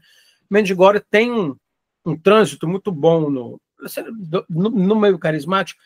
Quem Itaperuna vinha muito, uma vez por mês vinha o Frei Jorge da Paz. Sim, lá sim. De São Paulo. Santo Amaro. Santo Amaro. Isso. Pois ele morreu, enfim, há um tempo atrás, e ele era um difusor, ele narra experiências em Medjugorje, o Frei, o padre o italiano, La Barbera, como é que é o nome dele? Ernesto La Barbera, fala muito de Medjugorje, enfim, mas me parece que de uns tempos para cá, a Santa Sé, eu tenho a impressão que a Santa Sé deu um freio em Medjugorje, assim, eu tenho essa impressão. Sim, me parece que sim. Pois é, porque enfim, tem diversos canais e pessoas que estão divulgando mensagens marianas, e, enfim, eu acho que a prudência ela é sempre bem-vinda. E eu acredito muito nisso, que a questão dessas revelações privadas, elas não são essenciais para a fé. Ninguém é obrigado a crer nelas, a acolhê-las. Então, por isso, o grande critério é sempre o que a igreja fala. Né? Eu mesmo, eu estudei Nossa Senhora das Lágrimas, falei, difundi, etc. e tal, mas eu sempre coloco, até naquilo que eu escrevo, naquilo que eu publico, eu digo, salvo juízo contrário da igreja. Se a igreja emitir um juízo contrário a tudo isso, né, que eu estudei, a tudo isso que eu pesquisei, muito bem. Então, a igreja tem a última palavra, né, e nós não podemos nos adiantar em relação a essa última palavra. Né? Mas vamos aguardar. Mas é um fato relevante conversar sobre a devoção à Nossa Senhora das Lágrimas. Sim. Não, e a gente vê os frutos, existem muitos frutos. Eu recebo todo dia algum testemunho diferente aí falando de graças alcançadas através das orações, a oração da coroa. Né? Oração da coroa. Sim. Eu recebi em 2020, né? Assim, recebi a mensagem, a devoção, já rezei algumas vezes, enfim. Mas foi aí que eu conheci você como esse difusor, enfim. Aliás, a minha esposa, eu sou de Itaperuna, minha esposa é do Rio. Minha esposa rezava, eu nem sabia. Assim. Mas eu posso falar sem medo de errar. Está no Brasil todo. Tá no Brasil e está fora do Brasil, né? Eu tenho um companheiro, um padre que foi companheiro meu de seminário, está em Roma hoje em dia. Esses tempos ele me mandou uma foto na porta de uma igreja em Roma. Ele falou, olha o que tem aqui. tirou a foto para mim lá, um maço de folhetinhos em italiano com a coroa das lágrimas. Ele falou, alguém fez e já está difundindo por aqui. Né? Eu falei, e o senhor já viu gente rezando por aí? Ele falou, já. Ele falou, já tem muita gente rezando por aqui. Então, de fato, é algo que vai se espalhando. Eu acredito mesmo, né, que o grande centro da coisa é isso, né, porque a mensagem de Nossa Senhora das Lágrimas, basicamente, qual é? A restauração das relações familiares, a oração, a penitência, a conversão de vida e a caridade. Nossa Senhora insiste muito nisso. Então, quer dizer, é um programa... De novo, né? De novo. É um programa muito simples da vida de todo cristão. E a oração da coroa, quer dizer, é uma devoção, né, para aproximar ainda mais, para, né, conceder essas graças. Então, eu vejo isso como algo muito assim, positivo. Não tem, ela não essa devoção não reinventa a roda. Pois não tem nada de novo. Nada de novo. Por exemplo, Lourdes, né? Bernadette Subirro é uma pessoa muito simples, isso eu sou Imaculada Conceição, né? Sou revelado a ela, né? São diferentes naturezas, diferentes mensagens, enfim, diferentes finalidades, mas Sim. é um fato relevante, é um Sim. fato que está no Brasil todo, e acho que você é um dos principais difusores, né, que está em diferentes meios de comunicação falando sobre isso. Eu já vi você falando, teve muita coisa que eu já vi você falando, mas que você não falou, mas também, enfim, né, com relação a febres, enfim, muita coisa que também não dá para você falar tudo isso numa live, somente, né, porque trata-se de um assunto extremamente complexo, mas que eu gostaria, que eu gostaria de apresentar para as pessoas e desejo conhecer mais e conhecer melhor. Afinal de contas, eu sou um cientista da religião e, independente das minhas crenças ou não, é bom que as pessoas tenham um conhecimento mais amplo. Eu escolhi o catolicismo para pesquisar, para conversar, porque no mundo tem muitas religiões. Eu escolhi o catolicismo para pesquisar, para conversar sobre. Eu agradeço muito, Rafael. Agradeço muito sua atenção. É sempre uma satisfação receber você, ou melhor, sempre uma satisfação conversar com você, a primeira vez que eu recebo. Espero conversar com você outras vezes. Como eu disse, assim, quando eu crescer, quero ser igual a você, porque, enfim, hoje você tem um trânsito bastante grande no Brasil, falando de fé, e falando de história, falando de religião. Eu acho isso muito, muito legal. Eu te agradeço muito a sua atenção e espero, sabe, lhe entregar um livro sobre o Bispo Castro Maia daqui a pouco tempo, daqui a uns 3 meses aproximadamente. Está programado para final de março, início de abril, a publicação do livro, que já está finalizado. Estamos na editora, espero poder lhe enviar como uma maneira de agradecimento pelo seu trabalho prestado aí do seu conterrâneo. Você não é de Campinas, mas eu vou falar de conterrâneo assim mesmo. Muito obrigado. Tudo bem, eu que agradeço aqui pela oportunidade, todo mundo que nos acompanhou também, e espero que o conhecimento desses dados, né, desperte aí a curiosidade, né, de quem acompanha aqui o seu canal, porque, de fato, quando a gente trata da história, a história é uma trama, né, existem muitas ligações, e descobrir essas ligações, reconstruir esses cenários, é o que é função do historiador, mas, sobretudo, é o que é muito gratificante, né? Porque são pessoas, são vidas que deram a sua contribuição, o seu esforço, e certamente é uma maneira que nós temos, enquanto historiadores, de honrá-los, trazendo-os de volta, dando voz àqueles que já morreram, né? A história, ela é esse espaço, né? Essa oportunidade de dar voz àqueles que nos precederam. Então, é isso. Rafael, muito obrigado pela atenção. Tudo de bom, sucesso sempre para você aí nos seus empreendimentos, para toda a sua família. Um grande abraço. Obrigado, Rafael. Tchau.